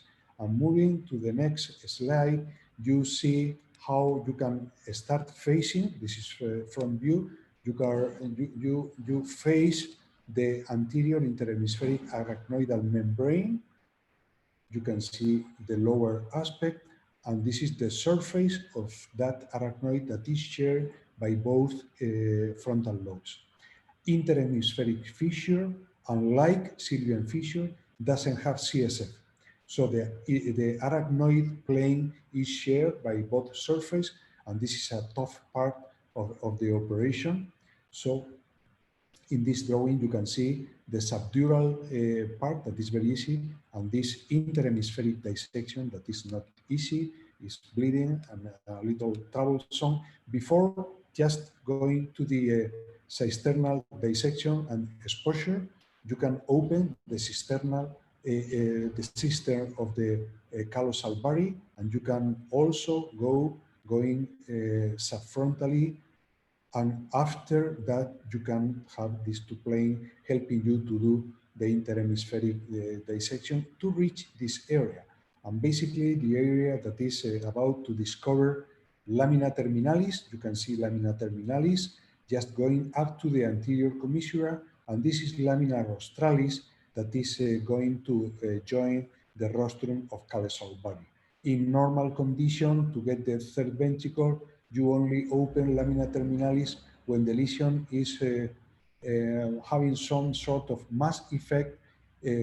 Anterior commissura and lamina terminalis is distorted, is expanded, and this is the corridor by means of lamina rostralis and lamina terminalis that can give you access to the third ventricle. You can see anterior commissura, lamina rostralis, that is an anatomical structure very seldom mentioned in the medical literature. And this is a beautiful anatomical view. We have this front view, chiasm, both optic nerves. This is lamina terminalis. This is anterior commissure, and this is callus alvari. This is rostrum of callus alvari, and this is lamina rostralis. And if we go to this view, we will see after full opening, this is the position at the operating room with the patient with the head slightly extended, and you can see the opening of lamina terminalis, section of anterior commissura, and sectioning of lamina rostralis, giving this sort of wide corridor, midline extracerebral approach to the third ventricle. I have to remember that this is what classically we can see if we plan to go through the very well known lamina terminalis. Lamina terminalis is sensu stricto as a frontal approach. We don't open interhemispheric fissure, and this is the limited view of lamina terminalis. You can see one of the anatomical example, and this is a real case at the operating room. So also the anatomical study made in regard to that anatomical route is giving you different angles according to the lesion at the chiasm area, at the area of the anterior and superior third ventricle, or pure lesion inside third ventricle. So we will see a couple of anatomical, couple of surgical examples. This is one of the limits probably for the safe approach through endoscopy, that is for type 4 craniopharyngioma. According to the Kazan classification, you can see the lesion. And I think this is, some people would go through endoscopy, some people through transcallosal approach, some people through pterional, but I think this is a very good indication for the approach we are dealing with in this presentation. You can see chiasm, and this is the interhemispheric route. And let's see, I will try to move forward. This is the initial step. We have to cut. Okay, we are just sanctioning at the very anterior and inferior aspect, the sagittal sinus. We are just cutting the folks in this oblique direction to avoid any troublesome flap. Important to mention in this case how many frontal veins we have. We are at the very anterior end of the sagittal sinus, and this is giving explanation why sometimes the interruption of veins at this area can provoke hemorrhagic infarction in the postoperative course of the patient. Anyway, we are moving ahead. Next step is just opening, dissecting, and what we are seeing here is the olfactory nerve. We have to pay attention because lateral distortion of both frontal lobes will provoke damage of the frontal olfactory nerves. So we have to cut arachnoid of this triangle, and just that way we can mobilize the right frontal lobe without distorting the olfactory nerve. We go ahead. Now what we see is the anterior chiasm. We are just opening this corridor. This is lamina terminalis. See that even exposing the anterior lamina terminalis, this is chiasm, we don't see the bulging aspect of the tumor. So it means we have to continue the interhemispheric dissection. This is the 2A2 segment, and this is the moment you are opening lamina terminalis plus lamina rostralis that has been expanded, has been distorted, and this is the corridor. Okay. And this is the view. This is the anterior chiasm. This is the rostrum of Carlos Alvari, and this is the, and this is the corridor that allows you to get inside the third ventricle. This is the opening of the lamina terminalis and lamina rostralis, and we start to deal with the tumor. According to your wishes, you can try to carry out a radical resection or not. We are very careful if the lesion is infiltrated, as in this case in some part was, infiltration of lateral walls of hypothalamus. But the aim of this presentation is not to talk about the philosophy in craniopharyngeal resection, but about the possibilities of the interhemispheric approach. You can see how nicely in this extracerebral route you can carry out a very satisfactory removal. So this is one of the examples. And let's move to a second possibility when the lesion is purely inside the third ventricle. MRI is showing lamina terminalis, is showing lamina, anterior commissura, lamina rostralis, and this is the way we can do. This is the way of just freeing the olfactory nerve. Needless to mention that we try to mobilize mainly the right frontal lobe to avoid damage, but just in case, just provoking damage only in one side. In any way, both optic nerves free. And this is the way of making the dissection. In that case, we see a fenestrated anterior communicating artery. It has been published that you can, if you have good collateral flow, you can clip and you can cut anterior communicating artery. Very seldom need to our knowledge, but important to mention that this space is the space to work just in front of the anterior communicating artery for the translaminar terminalis approach. And this is the other corridor, sorry, this is the other corridor you can get if you go through lamina terminalis and lamina rostralis interhemispheric approach. Important to mention that the retraction is one of the main complications, in that case provoking some sort of bleeding. And this is the way you can go, and this is with this nice retractor I like very much, the small retractors, and this is the midline view of the floor of the third ventricle, pure midline view, extracerebral, and the way you can remove in as much as you want. This was a young patient that gained more than 20 kilos in 1 month due to this benign lesion that we remove only subcutely, just trying to avoid more hypothalamic damage.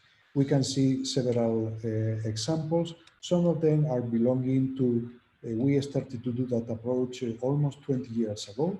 We don't have many cases because this is a wonderful approach, but for selected cases.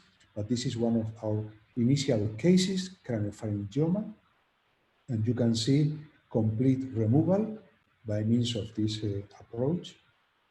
This is another small lesion that, of course, you have to very much think about the indication for lesion at the floor of the third ventricle. This is a young patient, a lesion growing, and finally a removal by means of this approach, complete removal.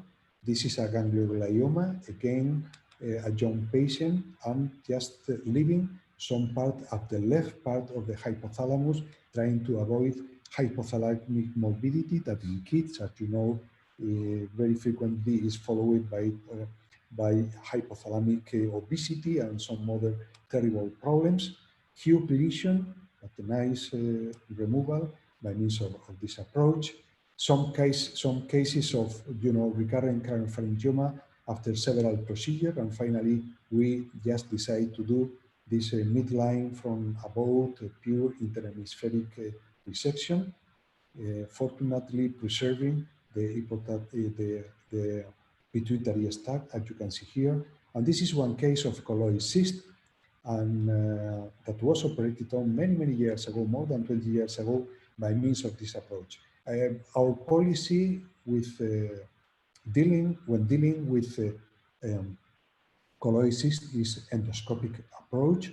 We have Dr. Guillermo Ibáñez, one of our friends and colleagues of the department, with large experience in this approach. But in that case, is just to show the relationship between lamina terminalis, anterior commissura, and lamina rostralis. I think you can see here a nice view after complete removal. Just last part of the presentation, very important, talking about morbidity. I have around 45 patients operated on by means of this approach, including complex lesion at the anterior fossa, suprasellar region, suprasellar and third ventricle, and pure third ventricle lesion. And irrespective of the location, the basic of the approach is the same, and morbidity in some aspect could be the same. Morbidity related to frontal sinus, as you can see here, related to infection, related to what is called transcranial morbidity. And I like to call the attention to this slide upper at the upper part right, because this, if you go to the anterior fossa or you go to the suprasellar region, you will not have any problem with the retraction of the frontal lobe. But if you go to the third ventricle, you have to do a complete interhemispheric dissection, and not until everything has been completely free, you have to try to remove the lesion, because otherwise the retraction is too much, and you can have this, as we have in a couple of cases, this ischemic complication due to retraction of the anterior circle of Willis, particularly the A2 segment, as I mentioned before, due to excessive retraction. So the 45 patients, among them, 1/3 are third ventricle lesion, but this is the overall morbidity: a stroke, one case, visual impairment, anosmia, hormonal disturbance, increasing the previous one, infection, 3 cases, CSF leakage, extrapontine demyelination, very seldom seen, that complication, 1 case, mortality 4 patients.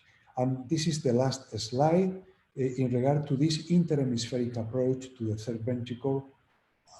I think that advantages: it provides a simultaneous exposition of the anterior fossa, sellar region, and third ventricle. And this exposition is a pure midline from above. That is something important, because pterional approach is, of course, wonderful for many things, but pterional approach, unilateral subfrontal approach, is always giving one side view and one subfrontal view. This is giving a view from above and pure midline. This is an extracerebral approach. In that way, is better than transcallosal approach when making the choice in regard to anterior third ventricle lesions.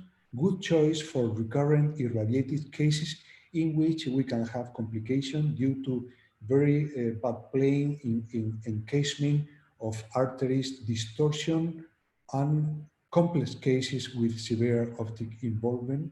And in that way is some alternative route to endoscopic approach. We like very much endoscopic approach. We do many cases, but we take into account this possibility, and just going forward, and just regarding the discussion endoscopy or microsurgery, endoscopy is another possibility. Interhemispheric approach is another possibility. You have to try to master any possible good approach for the patient, and making the choice according to the circumstances. As I mentioned before, this issue of irradiated several times, operated several times patient is some factor that may just tilt the balance toward a microsurgical approach, at least in one hand. Disadvantages is technically it's not easy. It needs a learning curve, because there are several tricks. Morbidity coming from transcranial approach, frontal and sinus opening, the possibility of olfactory nerve damage. We have several cases until we learn that we have first initial step is just to free both optic nerves, cutting the arachnoid, the subfrontal arachnoid that usually ties the optic nerve by means of the trigone area. And this is my last slide regarding this approach, fully open for discussion. And again, my friends, Imad Kanan, all the colleagues, thank you very much for the invitation and listening to this presentation. Thank you. Great talk as usual, Professor Ares, and it's wonderful to see all these cases. A great approach, good job sharing.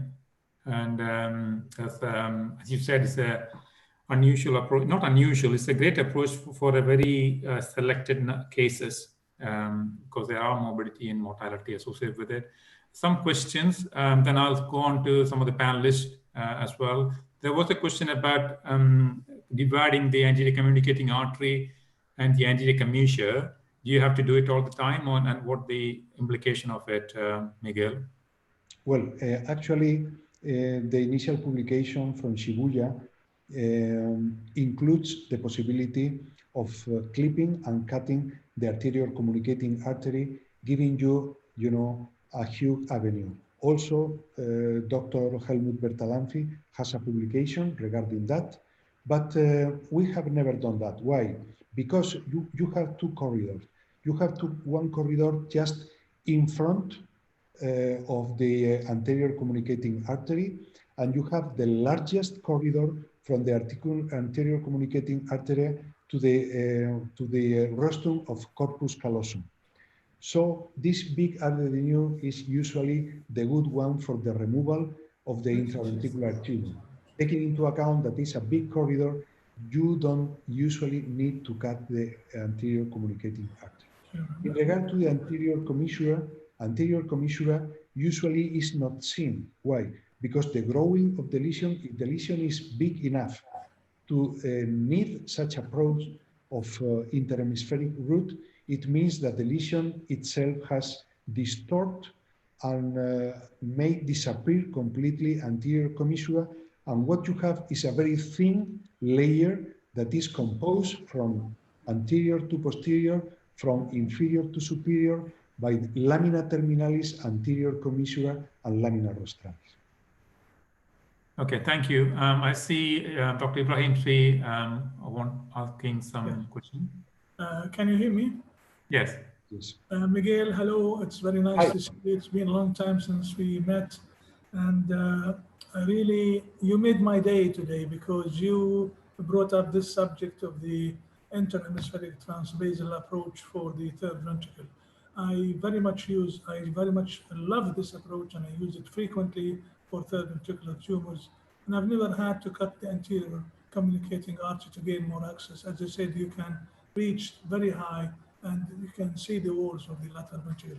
So thank you again for bringing this very important approach for people to realize that it is there and it can be used efficiently. Thank you. Victor? Hello, congratulations, Miguel Ares, for this splendid lecture. So I agree with you. There are some small branches that are coming from anterior communicating artery. And also we have so many variations in this anterior communicating artery, but some of these branches are going to the anterior hypothalamic nuclei. So if we have an accident with these very, very small arteries, we could have an imbalance hypothalamic in the anterior nuclei, especially with the control of temperature of the body. So thank you for your excellent presentation. Thank you. Thank you very much for this comment. Yeah, for the interest of time, we'll move on. But Professor Ares, if you could find time to answer those questions in the chat section and the question and group session, that'll be great for the audience. And I'll hand it over to my good friend, Prof. Modi Qureshi, to take over for the next two talks. Thanks. Can you unmute, Modi?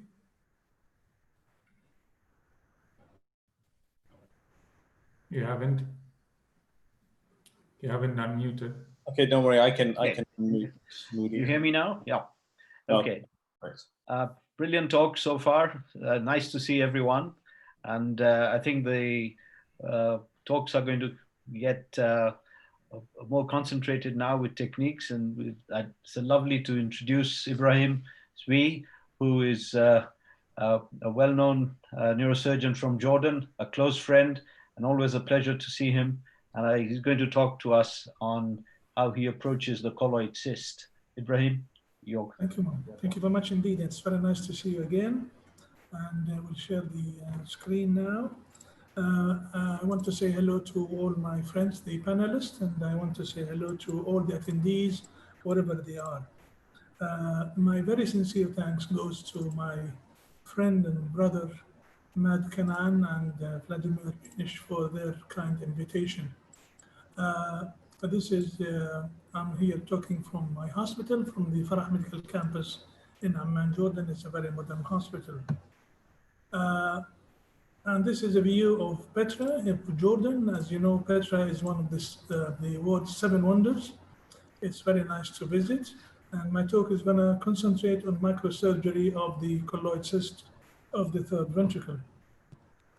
The origin of colloid cyst goes back to the Rathke's pouch, the pharyngeal pouch, the infundibular pouch. They meet together, they form pituitary, and the remnants of the cleft would form various problems. One of them is the colloid cysts.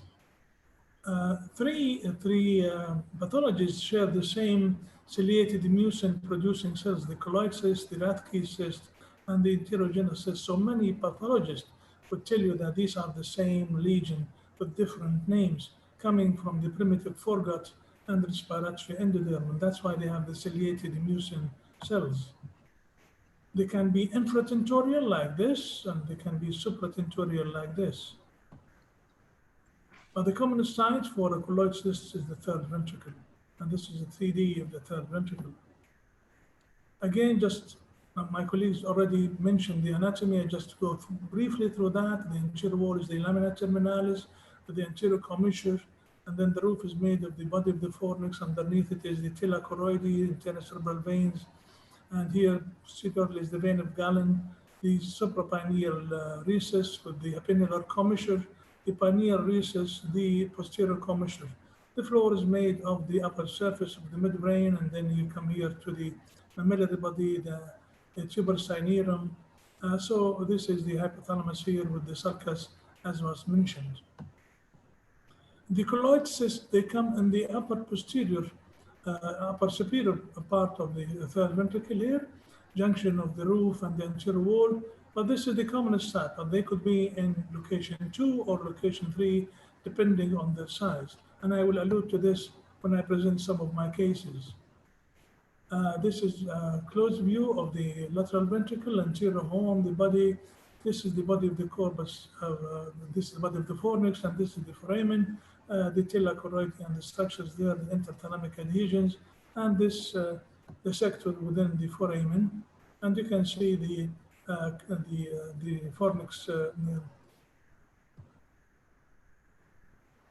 Here you can see the body of the fornix, and you can see the anterior cerebral vein. Of course, here the rostrum of the corpus callosum, and here you can see the internal cerebral vein. If you remove that, you'll have a full view of anterior cerebral vein coming to join with the thalamostriate vein, which is coming from anterior, middle, and posterior caudate veins, and then going into the vein of Galen. So this is the venous angle, anterior septal vein joining with the thalamostriate vein, which comes from various anterior, middle, and posterior caudate veins, forming the anterior cerebral vein, join the vein of Rosenthal, the inferior sagittal veins to form the vein of Galen. You can see that on the MRI, the sagittal view. You can see the internal cerebral, the anterior septal vein of Galen. You can see it here the septal vein joining with the thalamostriate vein to form the internal cerebral vein, which is pushed by this colloid cyst. Variations of the junction between the anterior septal vein and thalamostriate is variable, and this is from Yasser book, showing you the much changes of the angle between the anterior septal and the thalamostriate vein. So this is a very important anatomical feature to remember, not to remember the normal anatomy, but to remember the abnormal anatomy, the abnormal variations. Again, this is a beautiful view from Yazarjil book, the 3D description of the anterior septal vein joining the thalamostriate vein, forming the septal angle, internal cerebral veins, the vein of Rosenthal, and so on. Again, I'm putting this to tell residents and young neurosurgeons, don't read from handbooks, read from textbooks. One of the Greenberg handbook is familiar with the residents. I say this is not a good textbook. This is good for the exam night when you just want to revise your information, but you would not know anatomy, pathology, and physiology from a handbook. The view of the junction of the septal vein with the thalamostriate vein, and here another vein coming to join the superior choroidal vein, which can join the thalamostriate vein, or can actually go directly into the internal cerebral vein. If you take the body of the fornix, of course, here this is the column of the fornix, then you can see the tilla choroidi, you can see here the medial posterior choroidal artery, the junction of the anterior septal with the thalamostriate, and then you can see the foramen of Monroe. Dr. Salman mentioned that you can get lost, and if you get lost, look for the landmarks. Junction of the septal vein with the thalamostriate will tell you. Here we have split the body of the fornix into two sides, and then you can see the whole picture, the tilla choroidi with the internal cerebral veins and the medial posterior choroidal arteries. The relationship with the fornix, so the cyst with the fornix is very important. Here in this case, there is a septum, this is the cavum septum, but here is the fornix as such, and the colloid cyst is here. So you can see the relationship here with the fornix columns. So it could be in relation to both sides or one side only. So we have to be careful about that, because the fornix is part of the limbic system, and it will take you from the fimbria to the crus of the fornix, and then to the columns of the fornix, and then to the tract that takes you from the column of the fornix to the mammillary body. So it's a very important issue, and here, if you damage it, you will cause a very major recent memory loss, which will affect the patient in a very bad way. So in this particular case, it's not my case, but I'm putting it for to show you that here there was damage to the left fornix. It was really damaged. Do they grow? Yes, they grow. They can attain giant size, and I have giant collection of mine, but the giant ones usually come from India, and this paper was published of this giant colloid cyst. Can they disappear? Yes. This paper, recent one, February 2020, in the World of Neurosurgery, this colloid cyst disappeared after 9 years. How do they present? They present with features of hydrocephalus, or they present with memory disturbance. And once they present with memory disturbance, I tell you, my experience tell me that they would last forever. And other complications that may arise is sudden death. I want to allude to this a little bit. Sudden death, looking into literature, about 150 years, more than 150 years of literature, only 107 cases were reported. So it is not a major feature of colloid cyst. We have to stop being worried about sudden death in these patients. But I tell you when we are going to get worried about it. So these are the cases reported. The average age was 28 years, and the cyst average diameter was only 2 centimeters. And the mechanism of death here is the involvement of the, I mentioned that, the hypothalamic nuclei with their relationship with the vasomotor centers and the cardiac rhythm. These are some of the papers of the sudden death, the authors, and the journals and the year of publication. Look at this. The mechanism of sudden death is usually something happening. Dancing jogging, elevated pressure, during flight, during takeoff, landing, and usually minutes, hours, or days after. This is very important to remember when we ask patients to fly with an intracranial lesion. This is a paper from Japan showing this colloid cyst which has bled and increased in size, causing sudden death. And this also case of post-exercise death. This is a young man who was exercising, bled into his colloid cyst and caused sudden death. I mean, you may get this with any other lesion, so we will not be afraid of the sudden death in the colloid cyst because of that. Again, flying with colloid cysts, published in the World of Neurosurgery from India, about this Indian laborer who was flying from India to Dubai, and then he got worse, and then they operated upon him. So what is the management of these? Either you observe or you do microsurgery or endoscopy. Observation is good for asymptomatic cyst by serial imaging. And this is one patient of mine, a 20-year-old lady who came to me when she was 20-year-old back in 2006 with this that was discovered accidentally. We just observed her for about 12 years or more, and it did not change any bit. Surgery, as mentioned, transcortical, transcallosal, or endoscopy. And I just want to stop here, challenging. I want to say surgery or endoscopy for a colloid cyst is a challenging, and it really tests your surgical expertise. It is not something for the juniors to do, it's something for the seniors to do. And the more they do, the easier it comes. The microsurgery, and this is my principle in these cases, complete resection, and in my book is defined as removal of the cyst and the cyst wall. So it is no good to puncture the cyst and leave the wall. You have to remove both. Approaches have been exhaustively mentioned, the transcortical, the transcallosal, so I'm not going to allude to that, but I want to stop here. Story of a shunt. Shunt is a bad surgery for the colloid cyst. And whenever I see a picture like this, it tells me the surgeon who has put the shunt is a mediocre surgeon. It should not be done. And the argument that this has been done in the middle of the night to save the life, you could have done external drain to save the life. But you have put the drain, you have put this shunt because there is no further step as far as you are concerned. When I see this, my heart really aches to see shunts putting for colloid. Look at this colloid with this bilateral shunt. This is a double crime in my book. My series is 105 cases of colloid cysts over a period of time of more than 30 years. I've lost follow-up on 11, so I'm reporting 94.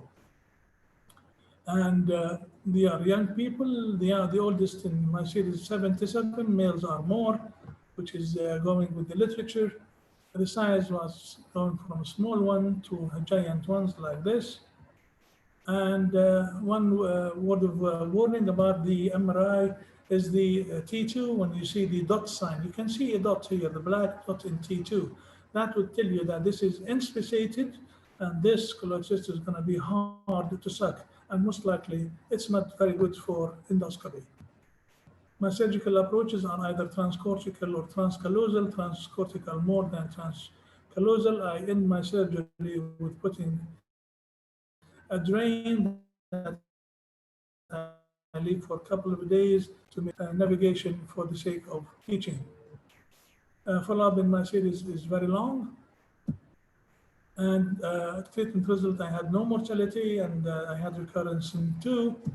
And the complications like the what I've mentioned previously, subdural hygroma, bilateral or subgaleal hematoma, in addition to CSF fistula, fever, epilepsy, and so on.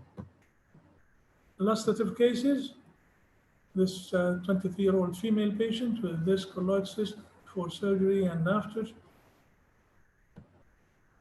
And this lady, 36 lady with this cyst before and after. And this old man who came from Yemen, 77-year-old, with this hydrocephalus, no external drain was put and no shunt was put. We took him to theater and removed his cyst, and he went back to his country, and he was doing well over the last 10 years. This young man, 22, with this large inspissated colloid cyst before and after surgery, and the follow-up. And this the giant colloid cyst before and after, and we followed him for about 9 years. I'm gonna just show some of the videos, and there is a message in each of these videos, so I'm not gonna show full surgery. I'm just gonna send some messages through whatever we are doing. Here you can see this colloid cyst has the same color like the fornix column, so you have to be careful. The choroid plexus is covering it. You can see the anterocipitال vein, you can see the thalamostriate vein, and you can see choroid plexus is covering the cyst and the junction here. Usually this is the case. Colloid cyst sitting in this location. As Dr. Salman mentioned, there is no choroid plexus in the anterior horn, and there is no in the posterior horn. In this case, this you have seen the contents of the colloid. It is not enough just to puncture it. You have to remove the capsule, and to me, removal of the capsule has to be total in order to say that I have done complete surgical excision.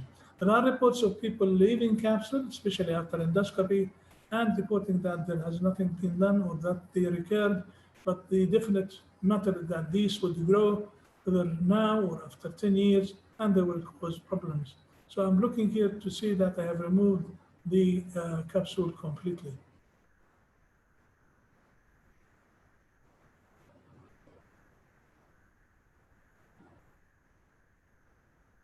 Again, microsurgery will give you this beautiful view and dexterity of movements,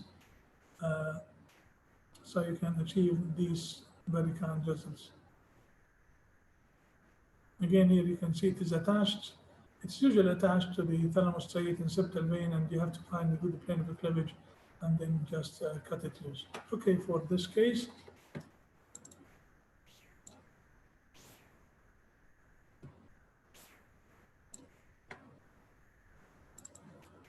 this case here, the contents are not as easy as the first one, and here they are kind of difficult to suck, but it is still suckable, and you can get it sucked. You can do it endoscopy if you like, still suckable. But again, my aim is not to remove the contents. My aim is to remove the contents and the capsule.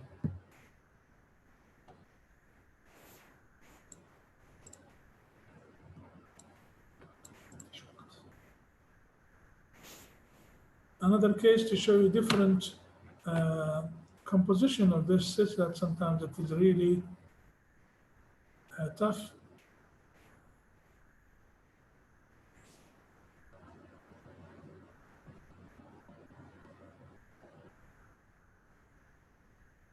So here, trying to remove the capsule as a whole and always trying to preserve the column of the fornix.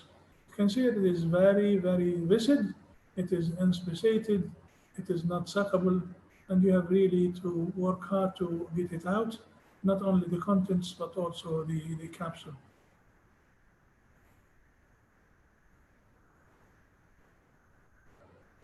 The main important thing is to preserve the column of the fornix for the memory, recent memory disturbance, the septal vein, the thalamostriate vein, the anterior caudate vein, and so on. So this one is really hiding, not in view of the foramen of Monroe. These are the variations of these colloid cysts, so they are never easy ones. Even the ones which are sitting here in front of you, they are not easy ones. And as I said, this is not a job for the juniors. This is a job for the seniors, and it is not a place for mediocre surgeons. So this is the contents of this cyst.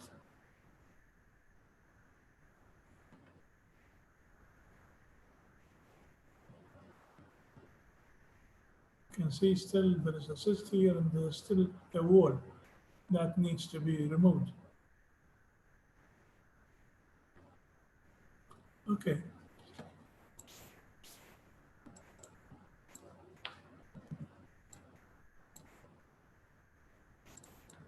This case was totally hidden. It was this giant ones that I showed you, totally hidden in the leaves of the septum lucidum. You could not see it at the foramen of Monroe. The foramen of Monroe was blocked by just the whole mass being there, but it was hidden completely within the leaves of the septum. And I'm here separating the wall of the cyst from the walls of the septum lucidum. Of course, he would come anteriorly to the columns of the fornix, and you have to be careful. But here you can see that we're looking on the right side, and on the left side, the foramen started to open, but there was no tumor there. The whole tumor, the whole cyst was in there. Here you can see branches from the choroidal arteries, and in a short while, you will see the internal cerebral vein, and it is totally attached to the capsule of this lesion. So, removing it piece by piece. It's giant ones, remember, we have shown you the MRI. Again here, because you have gone into the other side, you can see the relationship here with the veins. You can see it there and there. That's the internal cerebral vein. And you will see shortly the thalamus striate coming to join the internal cerebral vein. So this is a delicate surgery. Again, it is not an easy surgery. And if you leave a capsule, it will recur. Maybe not now, but in a few years' time it will. So the aim is to remove the capsule and the contents in the first surgery, which is the best time for the patient. Here is the, as I said, the junction of the thalamus striate with the internal cerebral vein.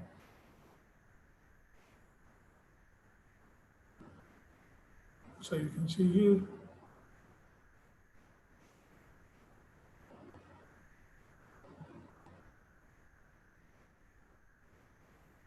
So this is the total excision, okay. And I always in the surgery by inspection and by putting external drain for a couple of days, okay. The last case, and I think I'll be finished in time.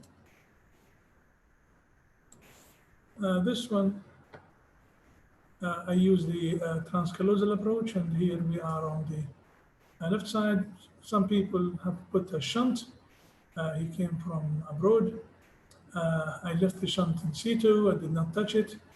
And here is the cyst. You can see here the septal vein. So we are on the left side. So the transcallosal approach took us to the left side, which the side we intended. But my experience taught me that whenever you use the transcallosal approach, you always, in 80% of cases, end on the left side.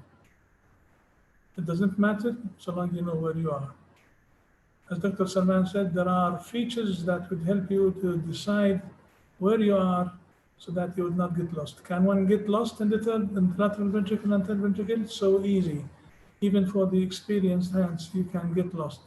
So knowledge of the anatomy, as Dr. Atul Gur said yesterday, how good surgeon you are, how good anatomist you are.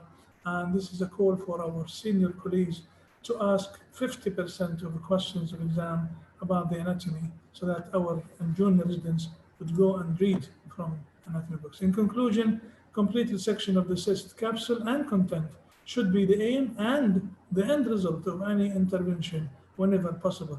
Of course, I would not go and injure the patient and damage his thalamus striate vein if it's really stuck there, but I did not really have to leave any piece of capsule in any of my patients. Thank you for listening, and I'm happy to take your comments and questions. Excellent, Ibrahim.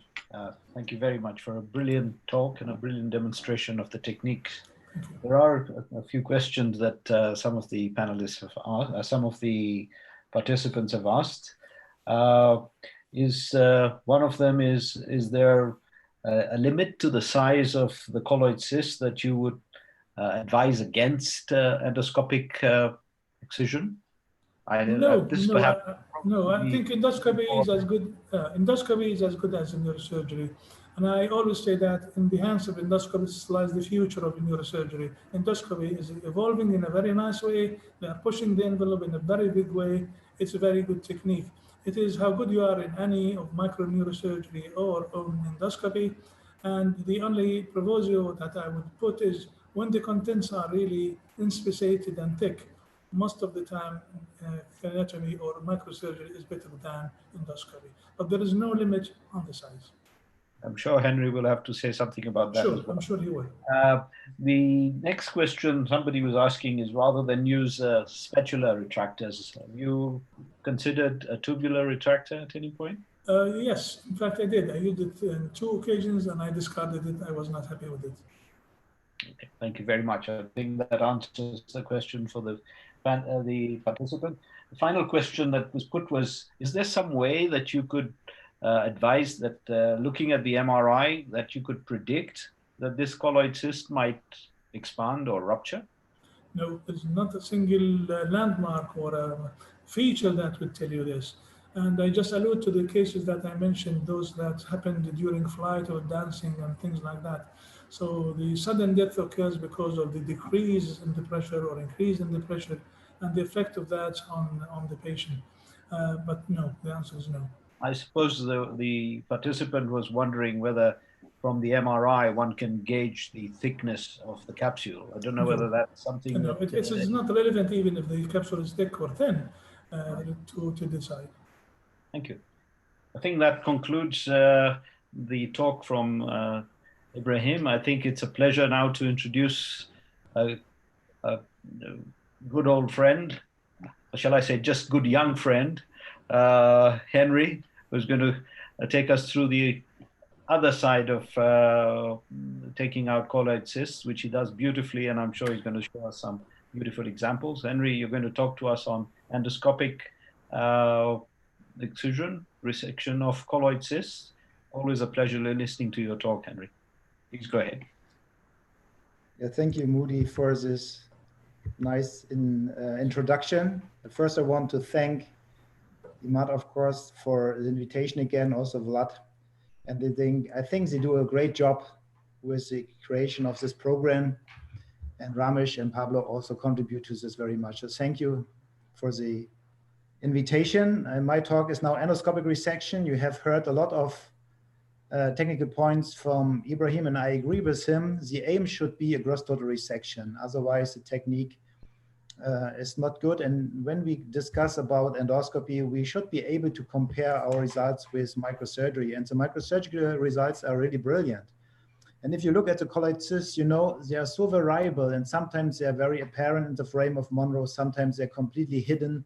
Sometimes if you have a septal position of the colloid cyst, the foramen may be very small. So as in any surgery, we should tailor our approach and our technique according to the lesion. So we cannot say, in my opinion, I do it always that way or that way, but we have to look at the anatomy. We have to look at the MRI, and then we plan the ideal approach for each of these lesions, as we do in any surgeries. So indications, I think everybody's agreeing that all symptomatic cysts are a good indication. I see an indication also in asymptomatic patients with dilation of the ventricles. So I would not wait for that. However, if I see an asymptomatic cyst without CSF pathway blockage in small ventricles, I think there's no need to make a surgery. And I frequently see patients for a second opinion, and the previous surgeon said, yeah, the sudden death is very obvious and you have to do the surgery just to catch the patient for surgery. And this is of course wrong, but sudden death may occur. I also made a literature research some years ago, and I found that the history sometimes is reported to be very short, 24 hours, less than 24 hours, but you see, these are all children. And I think maybe they did not complain in front of the parents about headache or other things. I think most probably you have a history of headache, nausea, vomiting before it comes to sudden death. And we had 2 patients at my department when I was here with a sudden death. It was a 19-year-old girl, and she had a 4-month history of headaches, and the doctor related it to her period and did nothing. And then she came in fixed dilated and has this herniation. Then another patient, he came after a minor headache. He had a history of 5 months of headache, minor headache, not much. And then he had a car accident in the morning. He came to our department. He was okay, and he refused to stay for observation. And 3 hours later, he had headache, vomiting, had a seizure, and then he herniated. And when he came to us, it was too late to do anything. So sudden death may occur, but of course, the cyst has to have a size of at least 1 centimeter in most of the cases, and you have already a ventricular dilation. This is a more fortunate history. This was a patient coming to us in 2011. You see this small cysts. He has no symptoms. We make an observation, and then he came in 15 and he had a spontaneous rupture and the cyst was gone. But of course, you cannot advise a patient, just wait, it will rupture. It's rare, but it can happen. We have also seen this in pineal cysts. And then I had the pleasure to meet Mike Powell. He was the first one to report an endoscopic resection of a colloid cyst. So they opened the cyst, evacuated it, and then coagulated the membrane. And this was published already in 1983. So it's a long history. When you look at the publication at the beginning of the endoscopic resection of colloid cyst, you see always it's a partial resection, capsule coagulation, and then we have a low recurrence rate in these techniques because the follow-up was short. If you have a longer follow-up, then of course you will see more patients. And some of the early masters like Philip Deck, he stated that by its nature, endoscopy cannot offer complete removal as compared to microsurgical technique. Alan Cohen also stated total resection of the cyst wall is usually not possible. An Italian study, 61 patients, and they found 7 asymptomatic recurrences. But if you look at the follow-up time, it was only 3 years. So if you wait longer, for sure you will get more recurrences because they may occur late. So the question is an endoscopic total cyst resection possible? And I myself changed my technique over the years. So the entry point is more enterolateral. I use a lot of sharp dissection by manual technique. Retraction with an endoscopic trocar is important for my surgery. And this small chamber irrigation technique is a technique for hemostasis, and also the dry fail technique is used. So the approach which we used initially was the Kochers borehole point, where you make an ETV, but you have a tangential view to the cyst. And this, of course, bad. We don't want to look to the floor of the third ventricle. We want to look to the roof of the third ventricle where the cysts are attached. That's why nowadays we make a far anterior and lateral placed borehole. We just want to slide over the head of the choroid nucleus to have a good view to the cyst within the foramen. The only exception is if we have a cavum in the septum, then you can go from the top, from the Kocher borehole point, directly into the cavum, and then you look to the cyst on top. So you see this is a cyst located here. The foramen of Monro is very narrow, so if you want to go through the foramen, you will probably damage a fornix. So we open the septum in this area, and then you are within the cavum. And you see this is the roof of the cyst. This one fornix is the other fornix, and then you can also resect the cyst from this approach. So the equipment is very important when we talk about endoscopy. For me, it's very important to have an endoscope with an endoscopic sheath because I use that one as a retractor. So I can retract the fornix and get better access to the intraventricular space in the third ventricle. And what is more important is that you have an endoscope with a large working channel. So our endoscope has a working channel of 2.9 millimeters, which accepts a large suction tube. You have seen in the presentation of Ibrahim that the colloid content may be very firm. It might be very difficult to evacuate it. And if you have an endoscope with a small working channel, you will fail. And many people gave up the technique because they said that it's ineffective to evacuate the cyst. So you need a large working channel.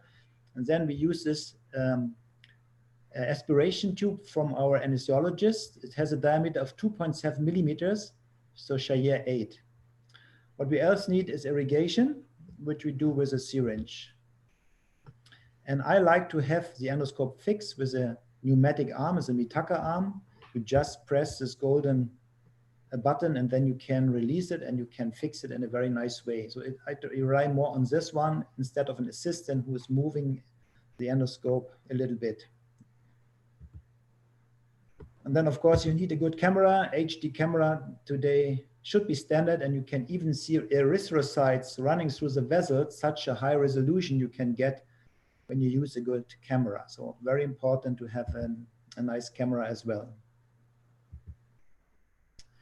Hemostasis technique, what we use for hemostasis is a bipolar diathermy probe, and we have a bipolar forceps. Both are used in the surgery, and one of our fellows coined the term small chamber irrigation technique, the technique we use our hemostasis. So when it starts to bleed, we initiate irrigation with ringer lactated solution, and then when we had a glimpse of the technique, we go, of the surroundings, we go a little bit closer to the bleeding source.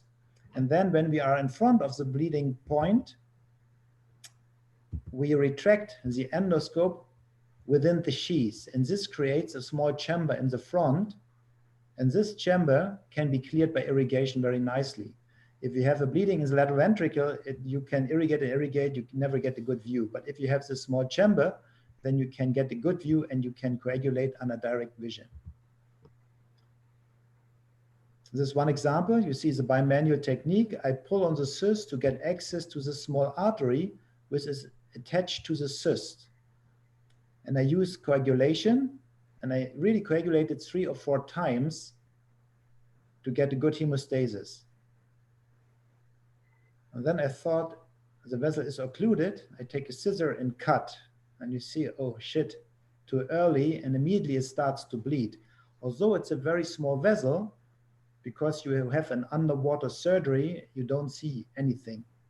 So we initiate irrigation with lactated ringer solution.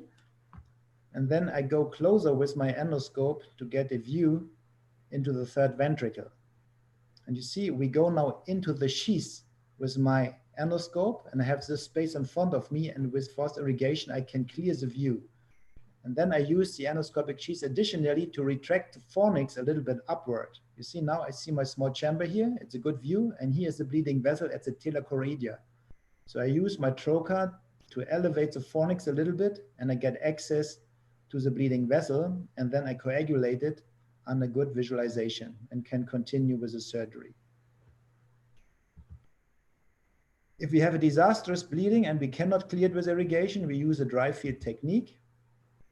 This means if the hemorrhage cannot be controlled within a short time of irrigation. We have first published this technique in 2002 in our first paper on colloid cysts, and Joachim Oertel has put 6 cases together where we used it later on. There's one case, this is a miscommunication between my assistant and me. He should hold the forceps, but he pulled while I rotated the sheath, and you see disastrous hemorrhage. You don't see anything, and you know this will be hard to get the control with irrigation. You can irrigate for 20 minutes or more. So in this case, I used an endoscopic tube to suck off the CSF from the ventricle.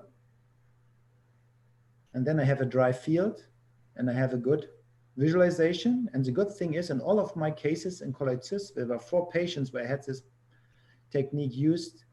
The bleeding stopped without any coagulation, just by removing the CSF. There was a coagulation. Here I coagulate, but it's just a clot. This makes no sense to coagulate here, but I thought there might be a vessel, but it was nothing, it was just a clot. So therefore, if you have the dry field technique, you just remove the CSF and you can have a clear field and you get a good hemostasis. And then I refill it to expand the ventricles to avoid the ventricle collapse, and then I continue with my surgery. And you see we could remove the cyst and there's no damage to the fornix. So the dry field technique is a nice maneuver to deal with severe venous hemorrhage. We have a flexible biopsy forceps because our side channel has a curve here. So we need a flexible instrument and a straight instrument. And this bimanual technique is for colloid cysts an ideal thing in my opinion. I can grasp the cyst and then I can cut without the damage without the risk of damage to structures below the cyst. Head positioning is very important.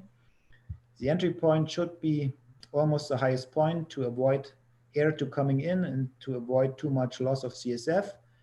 It's a far lateral approach. It's almost 4 to 5 centimeter lateral from the midline, and it is 5 centimeter in front of the coronary suture at average. Of course, we use navigation to find the ideal point, and in bold heads, we put it in a wrinkle, but usually we put it behind the hairline for cosmetic reasons.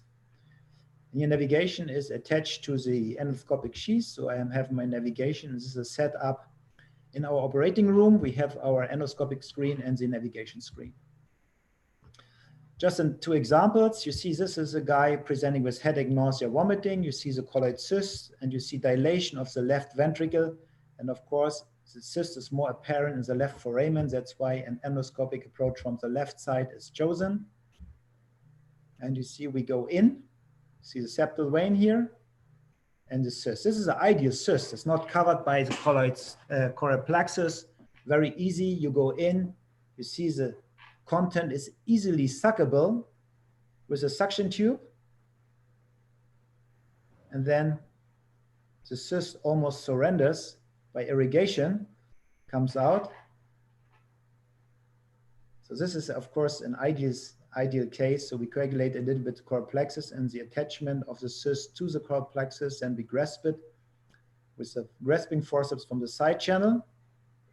And then I take another forceps from the main channel. There were no vessels. That I usually use a bipolar diathermy rod now to coagulate vessels, but you see we lift it up and there is no major vessel attached to the pedicle of the cyst, just a fibrous band, which is then rupturing, and we could remove the cyst very easily.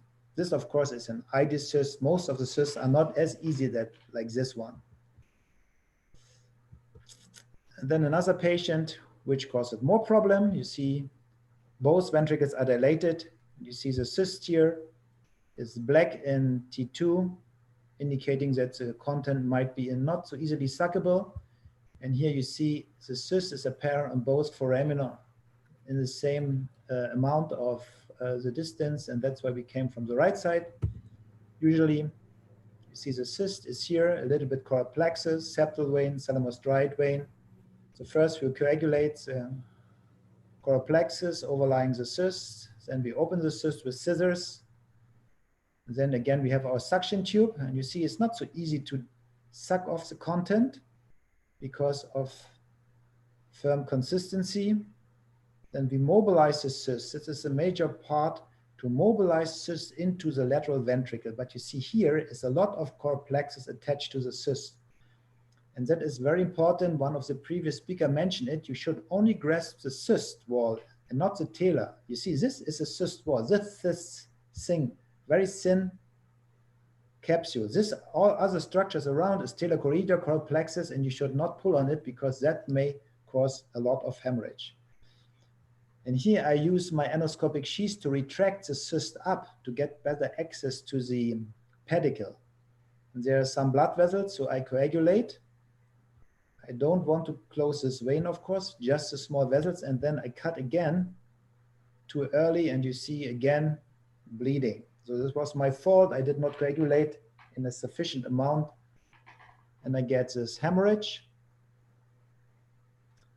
And then I try to coagulate it, but it's not working well, and I don't want to coagulate incidentally the vein, so I made the dry field technique again. I just remove CSF, and bleeding stopped without finding the bleeding vessel. Then I bring the cyst up. I refill the ventricle with lactated Ringer solution, and then I have a nice view to the pedicle here. See the choroid plexus. I push up the cyst with my endoscopic sheath in front of the septum, and now I have a very good view, and it's a sharp dissection. I think the simply pulling technique on colloid cyst is not good because it will induce venous hemorrhage. I had to remove my endoscopic system with the endoscopic sheath because the cyst is too hard and too large to bring it through the endoscopic sheath itself. And then we use a 45-degree endoscope always to check, is the ventricle free? Is there any cyst remnant? And you see there is no significant damage to the fornix, just superficial ependymal laceration. But do we always need a total resection? In most cases, I say yes, but we had this case, which I did the surgeries together with Walid in Kuwait, and even Sina Hospital, you see the huge cyst, and this is all the fornix. The fornix is like paper, very thin. So what I did is we just make an endoscopic septostomy wide, then we open the cyst wide, and there was a lot of content which we aspirated, and then we made a second septostomy on the other side. So there is an irrigation through the whole cyst all the time. And here you see the very thin fornix, and I thought it might be better for the fornix not to dissect it from the capsule. And you see this is an MRI 2 or 3 years later. You see the fornix is good, and he really improved very much with his memory function. Should you always use an endoscopic approach? It is clear a no, in my opinion. This patient was sent from another colleague and he did an endoscopic resection and he failed. And he sent me the images and I wondered why he failed. It looks very good. Then I made a new cyst sequence and you see, this seems to be the cyst, this seems to be the fornix. So what is the problem? And I told the patient, we will plan a microsurgical approach because the previous surgeon had problems, but I will try, of course, with an endoscope first. Maybe we are able to do it. And then I came in and you see the whole cyst is covered by fornix, which was not visible on the MRI. Here was a ventricular catheter, which was attached to a reservoir, which he placed after his failed surgery. Now I understand why it's not working well. And then we switched over to microsurgery and we made the gross total resection of the cyst. Another patient came in the same months. You see it's a dark content, it's a large cyst, and you see the vessels here and here. So this is all fornix, and this is a foramen. And also I said, this, in my opinion, is better done microsurgically than with endoscopy. Of course, you could open the septum here, and you can try to make an endoscopic dissection, but I said, for the fornix, the gentle dissection by manually under the microscope is better. This was the endoscopic view. You see, this is a cyst. This is a very small foramen. And then I just follow the path of the endoscope with an endoscopic with this tube. It's a translucent tube, and that is what we see. You see, this is a cyst in the septum. We go down and see the foramen is very small. So I switched to microsurgery. I open the septum and then I make an interphonicele approach because there was a small cavum showing that there is a separation of fornixes. Otherwise, I would not make an interphonicele approach, but here the fornixes were separated. And you see here again, this is a thin capsule. And it's very important that we really find the capsule and don't pull on the telechoroidea. See again, this is just talar, and this is a capsule of the cyst. And this should be grasped and dissected. We can coagulate the pedicle, cut it, and then we can get a gross total resection of the cyst in a very safe way. And we really did not much harm to the fornices. And this is the internal cerebral veins. And 2 minutes, Henry. Yeah, and this is the fornix.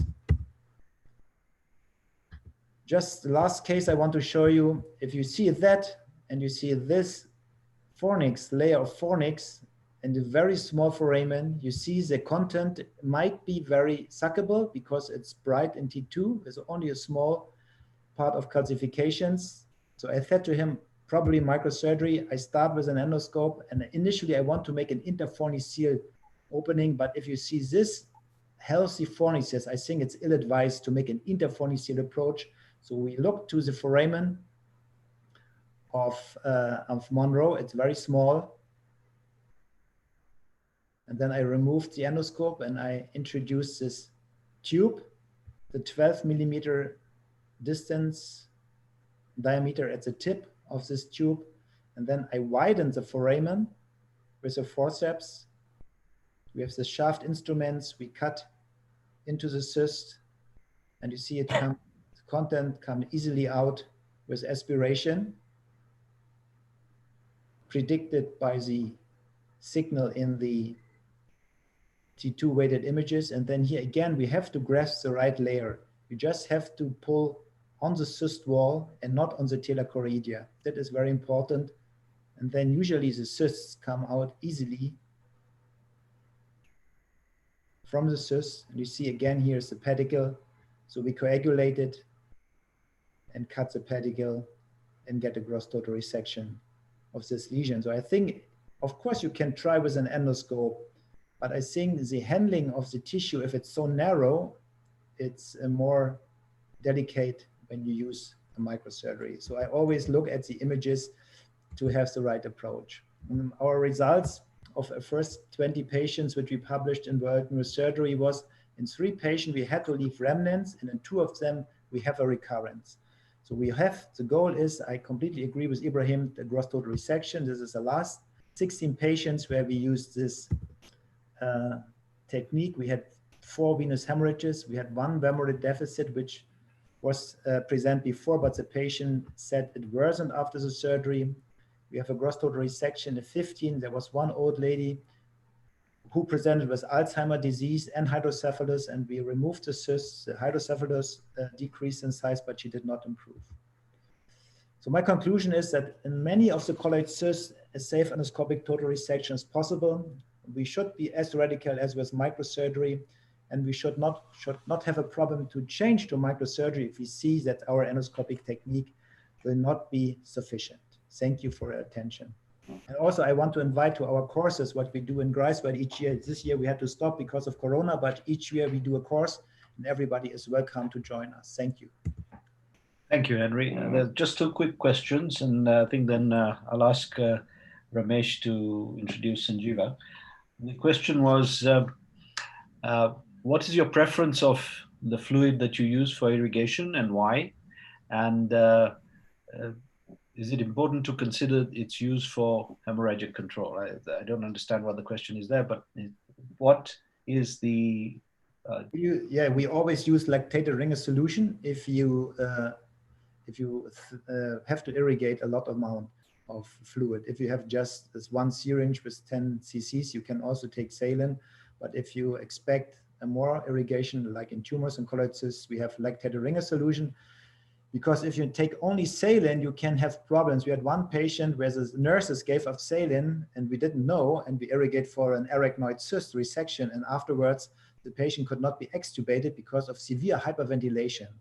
So all his internal milieu was destroyed. That's why I think it's more physiologic to have lactated ringer solution. Great, thanks. And any complications that you envisage or have had due to your dry field technique? No, so far not. The only problem is if you have too forced suction and you don't see and you go in with your catheter too deep and you end up on the fornix or so, then you make damage. So you have to be very careful, advance the endoscopic tube very slowly, and you should not take a metal suction, but a rubber thing. Because if you suck too much and you have a metal thing and you go to the fornix, then you of course may damage it. That is the problem, the only problem I see. But if you are careful, it should not happen. Thank you very much, Henry. Over to you, Ramesh. Thanks, thanks, Moody, for that. For the next, this final talk, I'm going to invite Sanjeeva Jayaratna is a skull-base surgeon, is the lead of skull-base surgery, and John Ratcliffe is a great friend of mine for many years. So Sanjeeva, all down to you. We're all looking forward to this lecture, and hopefully all of us should get involved with this talk. Thanks. One more thing, Ramesh. Sanjeeva is going to moderate his presentation because he is giving the flavor of this interactive session. Yeah. Okay. Let's see if that works out. Okay, thank you very much, and thank you for the invitations and fantastic talks over the last 2 days. So we're going to do a case-based discussion, and I've got, sorry, I didn't share my screen. So I'll just share my screen. So we're going to do a case-based discussion like last time. As I said last time, a lot of our people viewing are residents. We've got some medical students who will try and keep it at that level. Although last time I think we digressed into a lot of quite advanced skull-based approaches. So this time we'll try and keep it that way. Now it's interactive, so everybody has to get involved in the sessions. So I'm just going to try and advance my slide. So to get everyone used to using this like last time, we're going to ask, on which continent do you reside? So I want everybody, and the faculty must do this. Please go to www.menti.com and please put in this code. And I want everyone to vote onto which continent do you reside. So if everybody can please go to this web address. Don't log out of Zoom. If you're on YouTube, I apologize. There will be a slight delay, so you may be a bit behind. But if you're joining us live on our Zoom link, excellent. Our colleagues from South America have got in early. Can I ask you please to go, Asia as always, Asia always wins. Please go to menti.com, put this code in. I'll see if our faculty are all, Ramesh, have you logged in? Yes, I've got that. Roy, Henry, Ibrahim, everybody logged in? Not really, I couldn't. Not really. Oh. Sanjeev, Please open a separate browser. Sanjeev, you want the audience to participate as well, right? And the audience, yes, the audience must participate. So people watching, all those people watching, you're the people we really want to hear from. Oh, very, very pleased to hear people coming in from Africa. That's fantastic. So all our audience members, we want to know your views. I'm going to ask questions on these cases. We want to know what you would do. We want you to log in, give some answers. And I want our panel members to join in as well. Okay, so you're going to go to menti.com. You're going to put in this code. It looks like a lot of our colleagues who are joining us and watching today are from Asia. It's always very popular, this webinar in Asia. Who is from Antarctica? I'll go to this. Nobody this time, Ramesh, just in case. I don't want to discriminate. Yeah. Good. Okay. So everybody's starting to get a flavor. Once we get up into the 70s, I'm going to move on to the next slide. But it's Roy. I cannot see you logging in, Roy. I can see your screen. You're not logged in. And please vote for Europe, Roy. Okay, good. So everybody's got the idea of what we're going to do. All right, so let's move to the next slide. All right, first patient is a 39-year-old with progressive headaches and papilledema, okay? And this is the scan. So I want everybody to take their time because I'm going to ask, what is the diagnosis here? It doesn't fully show the ventricular dilatation, but actually the ventricles are dilated, but it does show the diagnosis for this patient. So we've been talking about ventricular problems. Okay, and I'm going to, the next question is, I'm going to ask, what do you think the diagnosis is? So progressive headaches, papilledema, there is ventricular dilatation. I want to know what the diagnosis is, and you may want to compare the difference between various bits of the ventricle. All right. Just for our more junior colleagues, obviously you've got lateral, third ventricle, fourth ventricle. Right. So do you think it is, well, let's move on to the next slide where you can vote. Do you think it's benign intracranial hypertension? Do you think it's a pineal cyst, brainstem glioma? Some early choices for aqueduct web. Do you think it's a meningioma? Do you think it's a choroid plexus papilloma? Okay, so while we let those vote, so you can keep voting, I'll come back to this slide to see how we're voting. Lots of people are going for an aqueduct web. Somebody from the faculty, what are your thoughts? Anyone from the faculty? So I thought this was an aqueduct web because you could see the lower end of the aqueduct with stenosis over there. You can't really see a web per se, but it's very likely to be a web. And you can see the prominent proximal aqueduct and disproportionate small size of the fourth ventricle. So this would go down with an aqueduct problem. Yeah, yeah. I agree. Looks like an aqueduct problem. Yeah, okay, I agree. And it looks like our colleagues who are joining us from all over the world are also agreeing with us that it's that, and we don't think it's any of these other things here. Okay, so then the question is, to everyone out there watching, what would you do? This patient's got progressive headaches, they've got papilledema, so their vision is at risk. Do you think we should do nothing? Radiotherapy, would you put a shunt in? Would you put bilateral shunts in? Maybe you want to do a septostomy and put a shunt in. What are your thoughts? So we've got one person here, okay, a few people going in for a shunt and ETV. And I think, you know, these are, okay, one person for a shunt and septostomy. Let's ask someone from our faculty. Who wants to comment from the faculty? Lots of people going for ETV from all over the world. Only one choice for ETV. Only one choice. Aqueduct stenosis. Suspect those who have voted for other methods, maybe, you know, in terms of resources or lack of lack of ETV set up, you might still go for a BP shunt, maybe. Yes. Yeah, I think so. I think, you know, it depends on the expertise, doesn't it? But as Henry quite rightly points out, I mean, the ETV is the preferred option here, isn't it? Is there anybody on the faculty that thinks that's not the preferred option if you're able to do it? No, so everybody's going to go with an ETV. But you're quite right. I think, you know, if you don't have the expertise, obviously there are issues with shunting, but that is an option, isn't it? I don't think that's an unreasonable thing if people in parts of the world that may not have the expertise. Okay, lots of people have voted for the ETV, and that's been discussed in this webinar. But now I have a question in terms of ETV. So of course the options are with a flexible endoscope or with a rigid endoscope. Let's say you're using a rigid endoscope.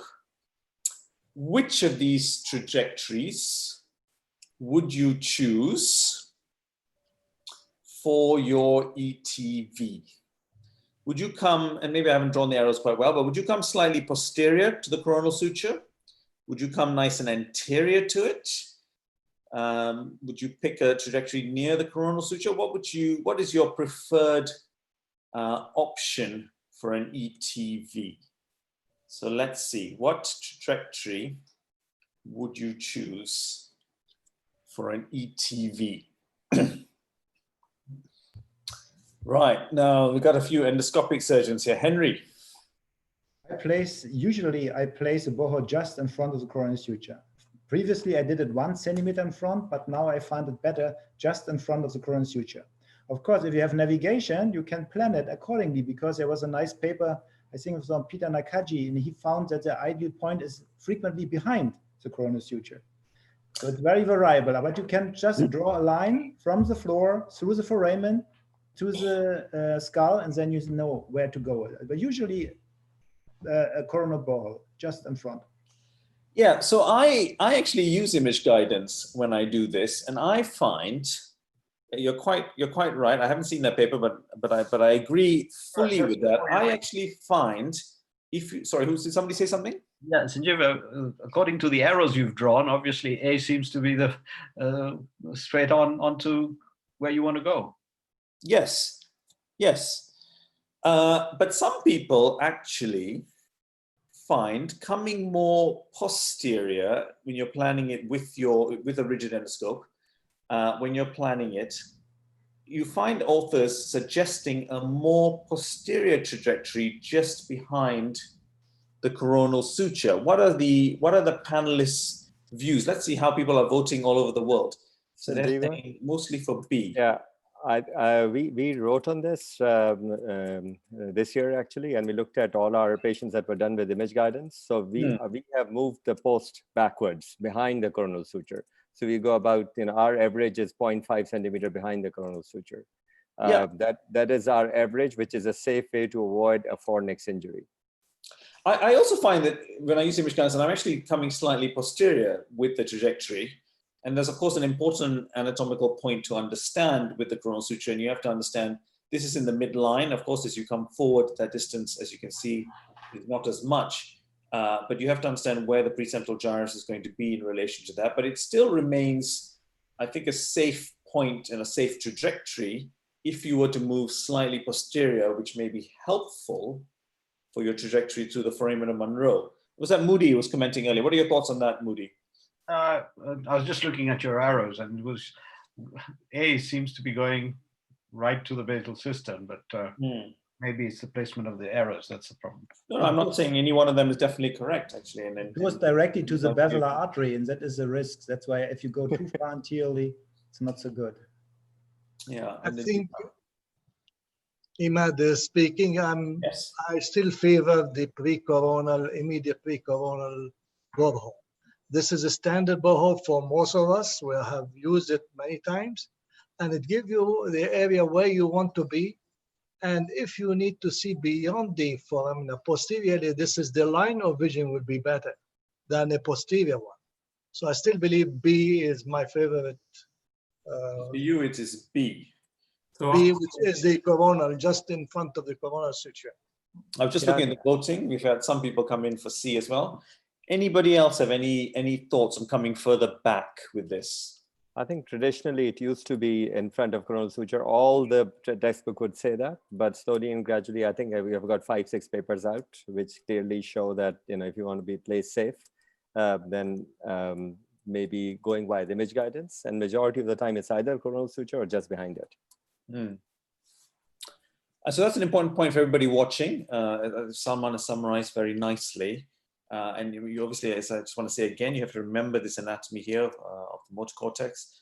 It's very easy to see the sort of paracentral lobule on your scans. When you're planning this, you're going to come off the midline, obviously. But you don't have it to be there. You can go slightly backwards. It is safe and may give you a better angle in.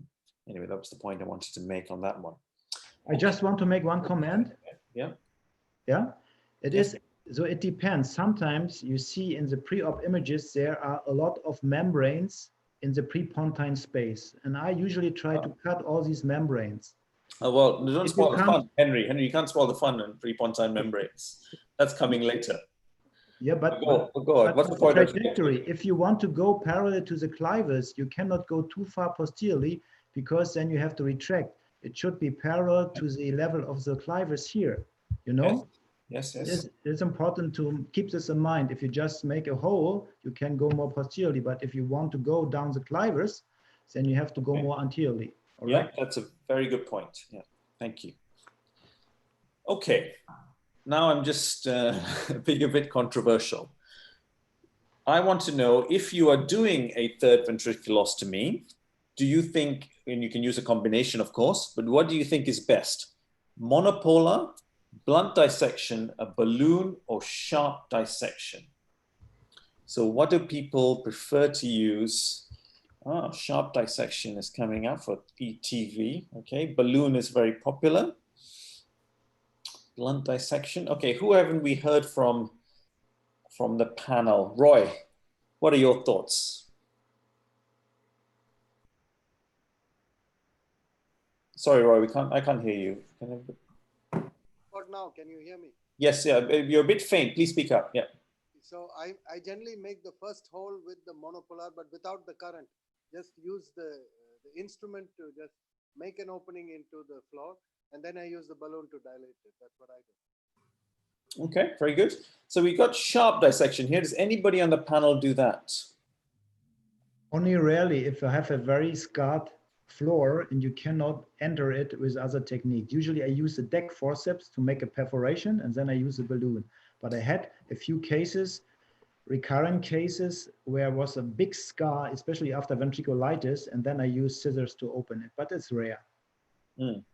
Yeah, I mean, I personally favor the blunt dissection. Ramesh, what about what are your thoughts on this? Yes, so I used to do this with the blunt dissection first. And as Roy was saying, the initial opening is always blunt. Occasionally use a small monopolar with a small current in it, and then do a blunt dissection to open it up if you do find some microvasculature around it. But then the dilation is by balloon. So if your question is about the initial perforation, it's often a blunt dissection. Yeah, and then of course the balloon is an excellent technique that I think we would all favor on the ETV. Okay, so now the next question is, what structure, I think it's been mentioned in one of the talks, am I pointing to here with this blue arrow? Okay, it's an endoscopic view. This is the basilar artery. What structure am I pointing to? So you've got pons here. I want to know this sort of structure here. It's not letting me advance. Okay, I want to know what structure am I pointing to? So lots of people going for Lilliquists, okay. People are going for Lilliquists. What structure? Now, Henry, you started talking, and was it Matthias who mentioned this earlier? What's the importance in an ETV of understanding the arachnoid membranes there? What are your thoughts on this? Yeah, it's not sufficient just to open the floor if there is a Lilliquist membrane present. Sometimes the membrane is very tough, very thick, and sometimes it's very thin, sometimes not even present. So it's very variable. But if it's there, you have to open it. Otherwise, the pulsantile flow of the CSF is disturbed, and then the ETV will probably close later on. So we had some recurrent cases, and the reason was that the previous surgeon did not open the Lilliquist membrane. And sometimes you have multiple membranes, not a Lilliquist, but more deep down between the pons and the brainstem, there are other membranes. And if there's enough space to get in with the endoscope, I go down and open all these membranes. I agree fully. I think understanding his membranes opening is critical. So, Imad, we're obviously as skull base investigators, we see Lilliquist a lot. What are your thoughts on the Lilliquist in the ETV? And then, correct, the answer is Lilliquist, which everybody's identified. I think it should be open to initiate the communication with the cistern, basal cistern. This is the purpose. Yes. The other thing is, just to take this a little further, there's obviously the diencephalic and the mesencephalic leaf. Yes, yes. So you might very comfortably think you've taken one of the membranes, but you haven't actually gone through both. So it's important to look for both and then make sure that you pass through those two membranes, because quite often the tendency is to go through one membrane, say, voila, I'm through, look at the basilar, and then come out, and then you haven't actually gone through the second membrane. Yeah, so what Moody is saying is important. It's the mesencephalic membrane that is important, isn't it? So you have a Lilliquist, as our audience will know, it's from the posterior clinoid, and so the dorsal clivus, and it's going up. The diencephalic membrane is upwards towards the memory bodies, and then you have a mesencephalic membrane going outwards, and that usually arises at the level of the posterior cerebrals, and what you really want to make sure is that you've opened that clearly. You're quite right, there can be multiple membranes, but actually it's the mesencephalic one that you really want to be sure that you have pierced. But that's a very, very good point from Moody there on that. Any other thoughts here on, I think Henry summarizes quite nicely that beyond the anatomical membranes, then you can also get scarring, which can make it more difficult. As we know, the way to think about Lilliquist, of course, is that essentially just the membranes of the interpeduncular system. So the mesencephalic membrane separates it from the pontine systems, and the diencephalic membrane separates it from the chiasmatic systems. Imad, use. Yeah, actually, the Lilliquist membrane always, by definition, is a confluent of all the cisternal walls together, and that's why you get more than one layer. That's right. Multiple to break through, and that was Moody's point there. Okay. Anything else anybody wants to say about it, which I think is an important point, which was discussed before on ETVs? Any other points here before we move on ETVs? Yes. Yeah. Sometimes when you open the encephalic membrane of the encephalic sheet of the Lilliquist membrane, a little bleeding can start. I don't know. Who's speaking? I can't tell. Who's? Mateus. Sorry. Yes, Mateus. Yes, go on. Yes.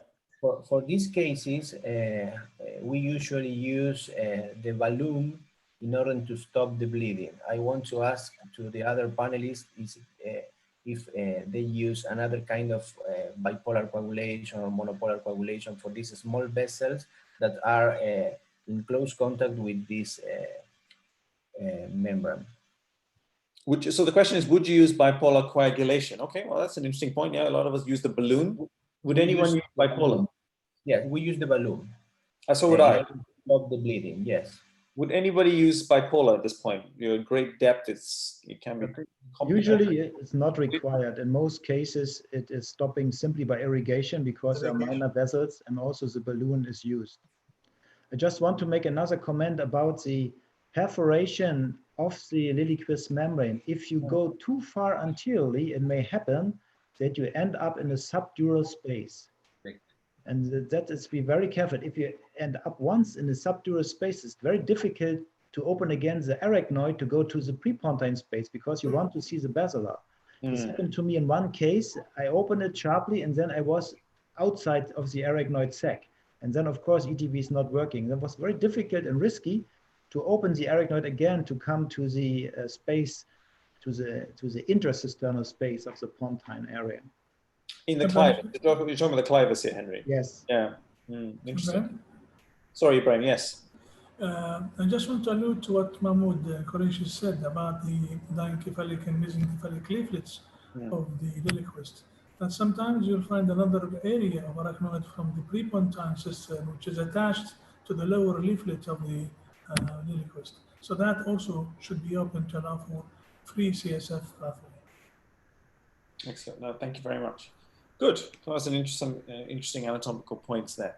Okay. On the bipolar and monopolar, I think while doing the training sessions, it's almost become religious to say never use monopolar, never use any coagulation. I suppose never is not a very good word, but one should discourage the use of coagulation in this, because you can pull the vessels towards you as the membranes contract, and that's when my understanding is whenever there's been a basilar injury, it's been when somebody was being a little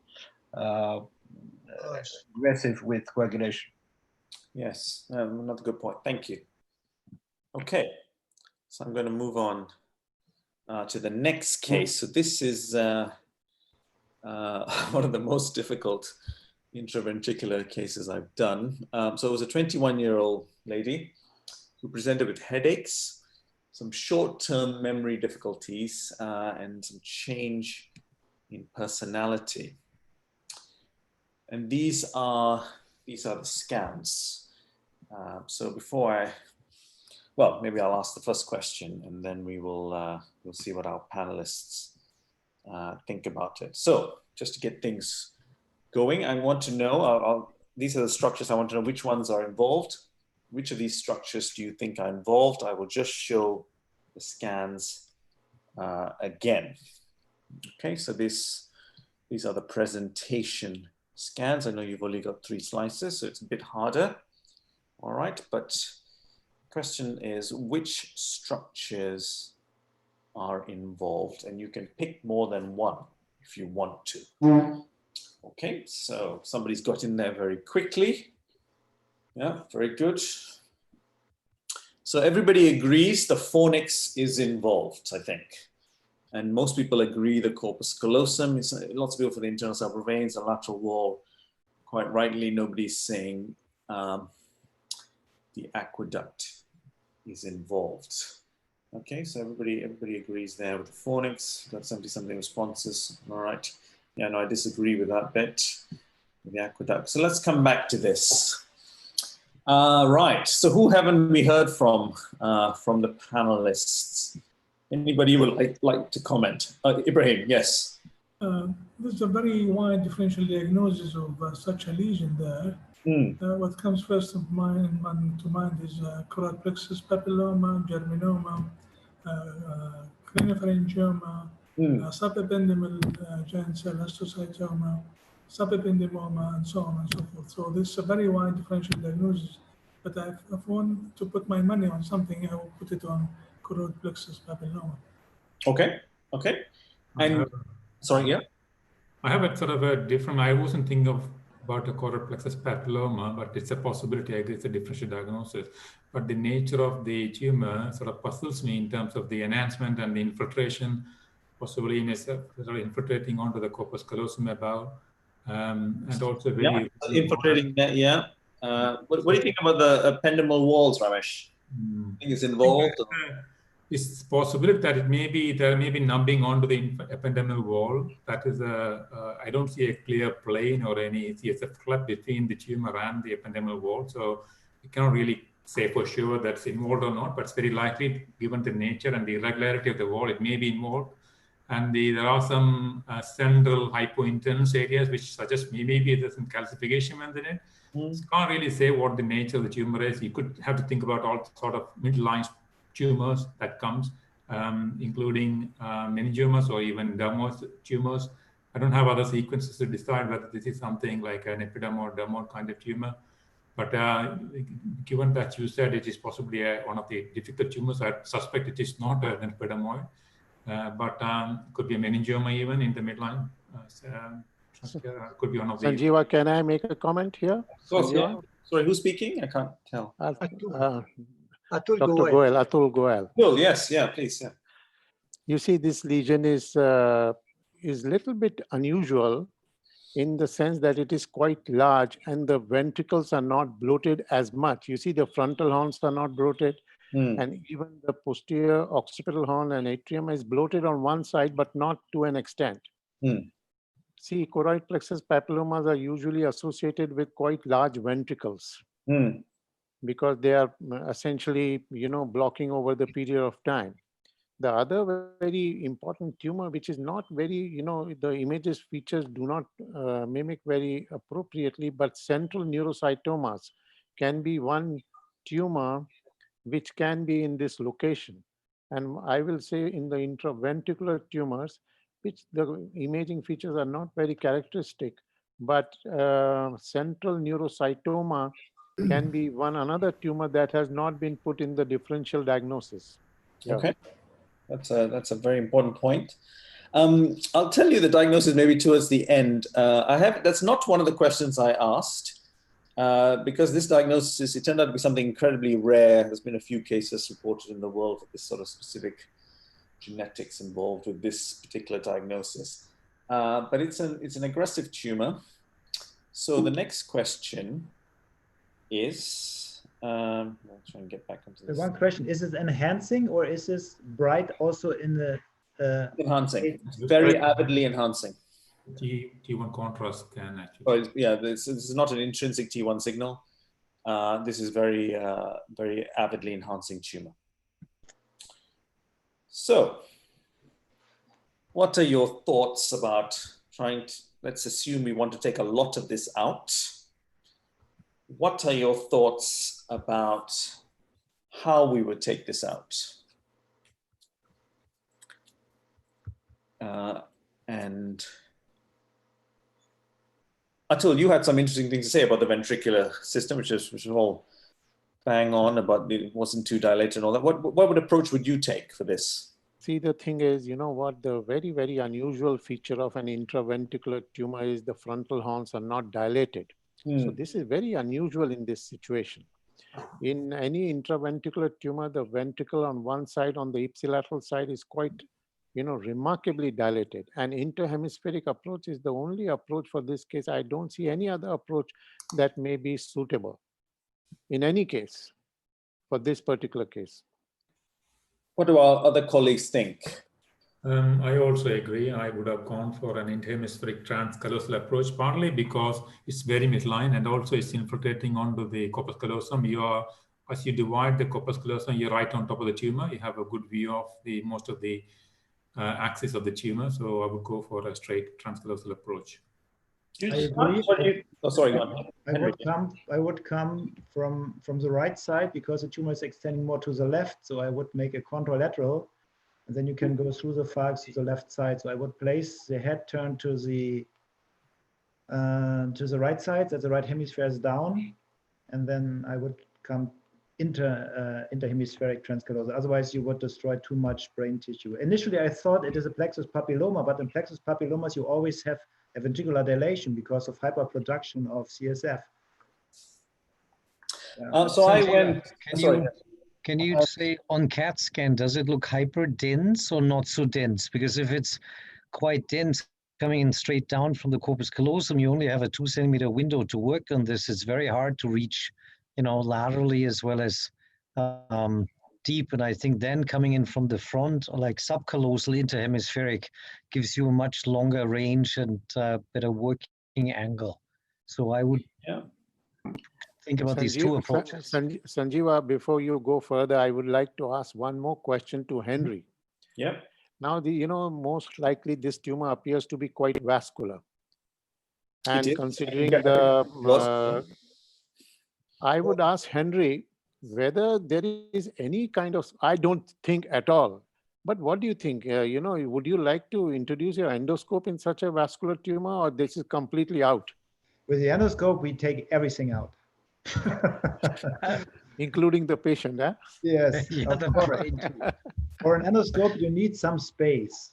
And of course, if you resect most of the tumor and you have a remnant, which is here in the upper corner on the left side, then you can use a 45-degree endoscope to look at this point.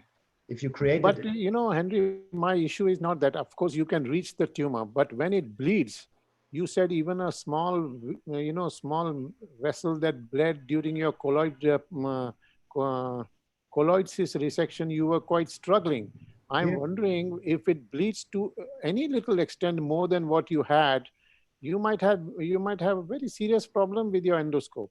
No, this is a different, this is underwater surgery. But then here, if it's bleeding not exactly on the lens. And even you have bleeding, you can deal with it because you work around the endoscope. This is possible. But at first you need a space to work. So it makes no sense to start from the beginning with an endoscope here. It's just to look at the corners. So you are talking about assisted endoscopy. Oh, sure. Yes. Consider just a stereotactic biopsy, given that it's going to be very vascular. Would anyone do that? Maybe it's something that just melts away with radiotherapy. Yeah, that's an interesting point as well. Ramesh, you had a point. Yeah, I mean, I just want to point out the involvement of the tumor on the inferior aspect, because I suspect that the reaching up to the roof of the third ventricle and possibly involving the tila and possibly internal veins. And you can see the venous drainage is prominent. The internal veins seems to be prominent. Got to be careful with that vasculature there. Right. Ibrahim. Definitely, I would not go for a biopsy at all. This is very vascular. I just want to modify my differential diagnosis. I started by saying that this is choroid plexus papilloma. It may be atypical or choroid plexus carcinoma. This is one thing. And I want to add to differential diagnosis unusual case of supratentorial hemangioblastoma. It wasn't as bad as a hemangioblastoma, but it was close. Pericytoma then. So I just want to summarize for our audience who are listening in. So difficult case, infiltrate, no clear radiologically and certainly intraoperatively borders, deep structures, fornices, tila, possibly the intercerebral veins all involved, vascular tumor. Given the involvement of the corpus callosum, I think we all agree that an interhemispheric transcallosal approach would be appropriate. I actually did that. Couldn't get all of the tumor out, and then also came in a subsequent approach, transfrontal on the right-hand side to try and get more of the tumor, but there was some residual even after both of those operations, and we'll come to what it looked like near the end on this. But yes, extremely invasive tumor, very vascular tumor in a young patient, relatively well. But then for our audience, there's a question that someone's asked. Says Sanjeeva, how would you prevent injury to the internal cerebral veins in this case? Well, I think like we've all been saying, you want to be very clear. I'll go back to my scans. It's about the anatomy, isn't it? Understanding when you're going to get to that point. You can pick it up early on. If you're debulking the center bit, try and lift it off. Pick it up early on. If you can't separate it off, and in parts I could not separate this off the veins, you have to leave some tumor behind, I think. Does anybody else have any other points they want to add? Yes, Sanjeeva. Sorry, Matthias. Matthias, sorry. When you begin your presentation, you said this was my most difficult case of ventricular surgery. And in this way, I cannot let to think that it could be an hemangiopericytoma, intraventricular hemangiopericytoma. Another option. Yeah, absolutely. And it certainly, it was vascular. But we'll come back to what it was. I want to ask our colleagues who are joining us, when you do an interhemispheric transcallosal approach, what is the first gyrus you see? So we've obviously been talking about this. So the question is, when you're doing this approach, what is the first gyrus you see? And this is an important bit of anatomy to understand. You have to understand what gyri you're going past. You have to understand which blood vessels you're going past. It's very easy to get lost. It's very easy to end up in the wrong place. Obviously, these are completely nonsense answers I put on the right there. It is a common misconception. People don't think about the superior frontal gyrus, which obviously is the first gyrus that you see. And it's important to understand that you see the superior frontal gyrus. But the exam question is, once you're inside, what you can mistake for corpus callosum, and that's why many people went for single gyrus there, I think. Yes, that wasn't the question though. So what is the first gyrus you see? That is the superior frontal gyrus, but you're quite correct. and you have to, so just to revise, I know this anatomy has all been covered. I think Salman mentioned this. Roton describes this very nicely in your approaches nowadays with image guidance. You plan this, you'd see the veins very nicely. You'd plan your trajectory, whether you're doing an ETV, whether you're going for these kind of tumors, you plan your trajectory carefully, usually between the veins.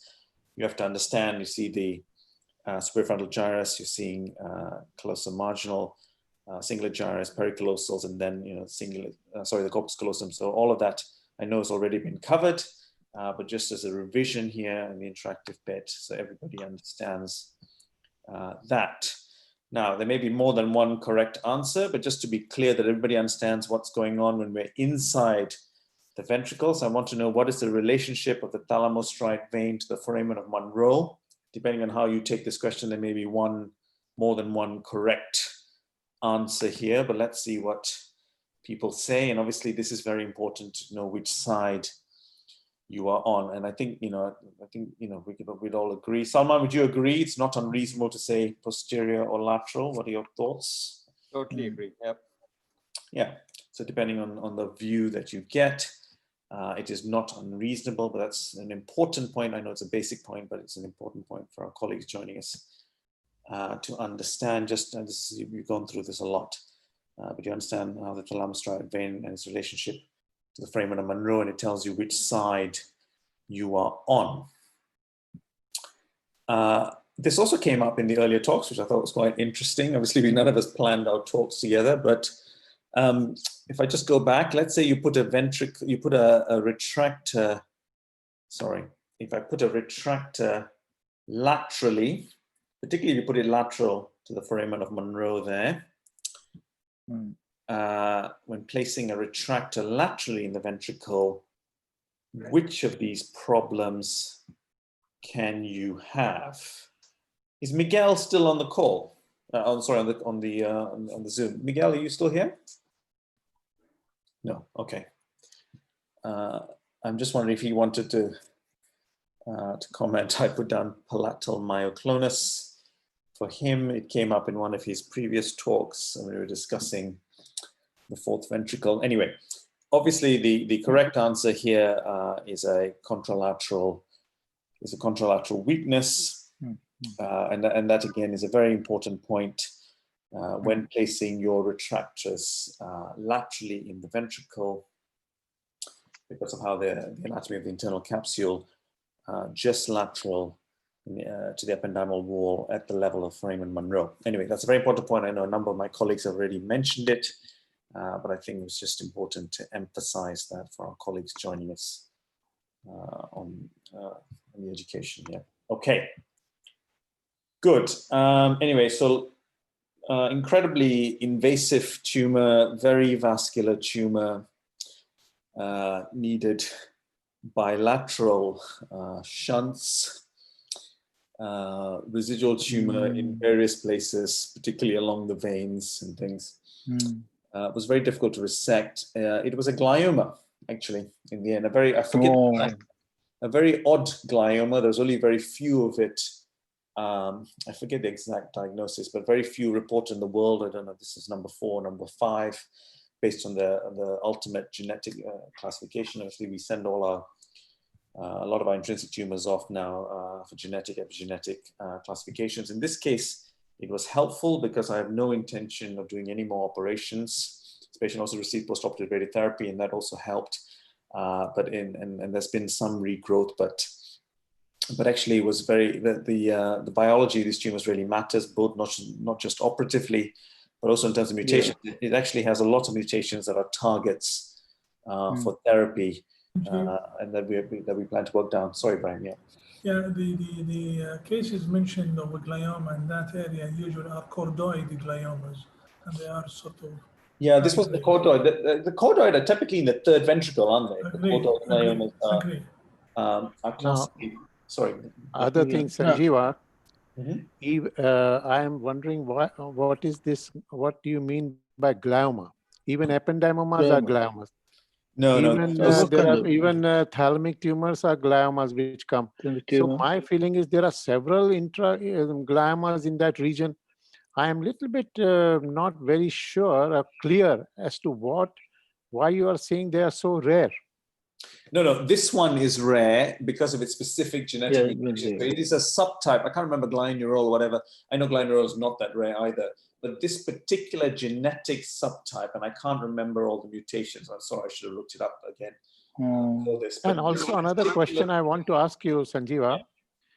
You see, considering that was it intraventricular completely, or it was not intraventricular? It was intraventricular. Yes. Okay. What do you mean by not intraventricular? As in it was coming, or the origin was somewhere else and it was coming in, is it? No, the thing is, intraventricular tumors are almost always, if it is almost always, they will be associated with ventricular dilatation. And here the ventricular dilatation was quite marginal, and the way it was infiltrating into the brain around the foramen of Monro in your case, you see, around the foramen of Monro, the whole tumor was as if it is completely infiltrating into that area. It was not as if it was intraventricular per se.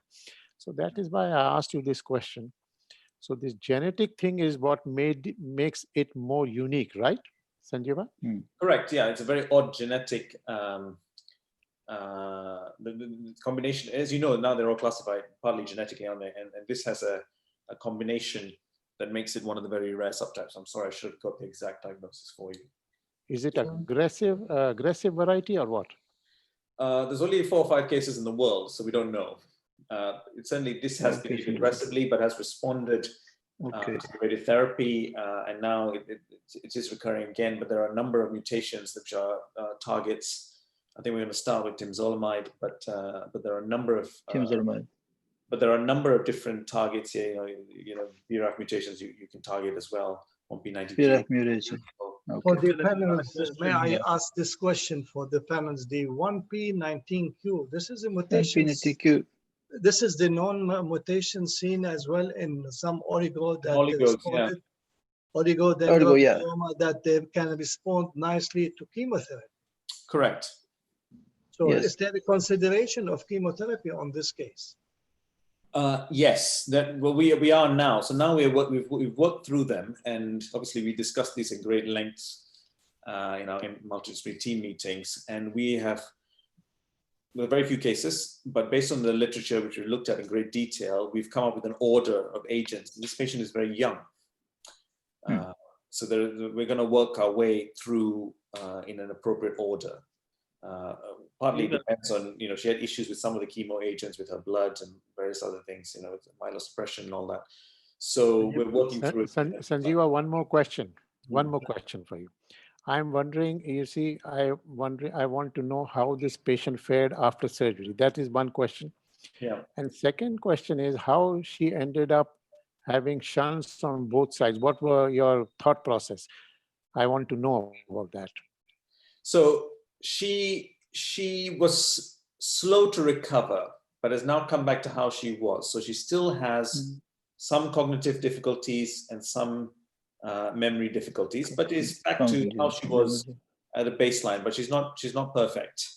The shunts were because we had done it. Obviously, we resected the midline tumor. We'd done a septostomy. We'd done all of that. We went for a unilateral shunt. That after the 2 operations, that block, we revised that. It looked like that area may be encysted.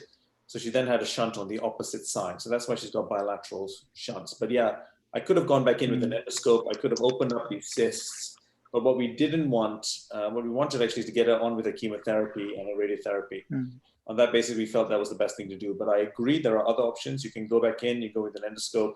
You can open up some. I can, Sanjeeva, I compliment you on, successful conduct of this operation. I really compliment you because, I have done several intraventricular tumors, and this, if you really ask me, may be one of the more difficult ones. And I would have imagined that this patient would have had severe deficits. The way you have resected, only a small little bit is left here and there. I think I will, on the whole, compliment you and congratulate you for this outcome. Congratulations, yes. Somebody is asking, I think it's one of the participants, saying, would you have got a trans-op? I suppose he's referring to a frozen section biopsy in order to decide how aggressive you might want to be during surgery. Yeah.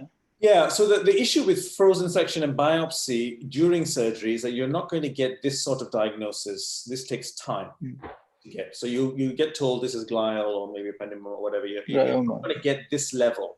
This level of classification takes weeks to get. So you could argue a biopsy and wait a few weeks, but intraoperatively, you will never get this level, of classification. I think this kind of tumor, is a response to temozolomide.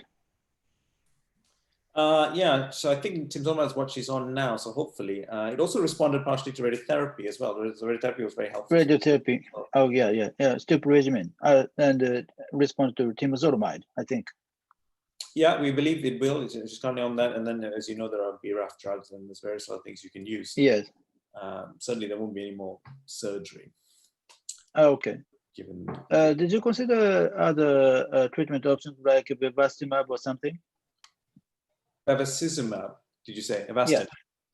Yeah. No, we don't use that routinely, as far as I'm aware, for this. Response to temozolomide. Okay. Yeah. Sanjeeva, may I interrupt because of the time's sake? If you have more questions on that case, I have one more, but actually it's just a colloid cyst, so we could end on this case. I think, as usual, I've overrun, so I will skip all of that and just say thank you very much. Thank you. I will leave with this, which I believe is an African proverb, that smooth seas do not make skillful sailors. And that you very nice quotation. Very nice quotation. Well, thank you very much for bringing that case at the end, Sanjeeva. Wonderful discussion. I'd like to conclude by thanking all the faculties for their marvelous contribution, being on time, and wonderful discussion. I don't know whether Vladimir, are you with us? Yes, yes. I am, but been on the phone quite a lot of time. I didn't hear. Vladimir, I would like you to make that final conclusion and invite people for the next time, please.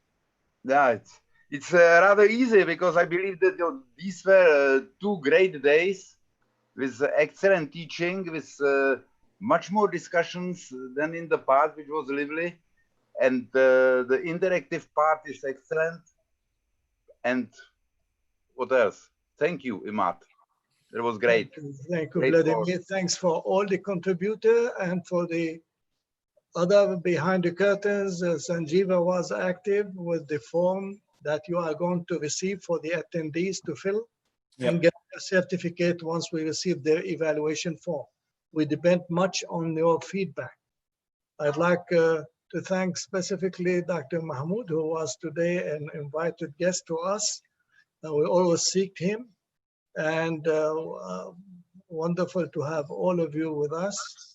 Dr. Kohn, thank you for translating to the Japanese group.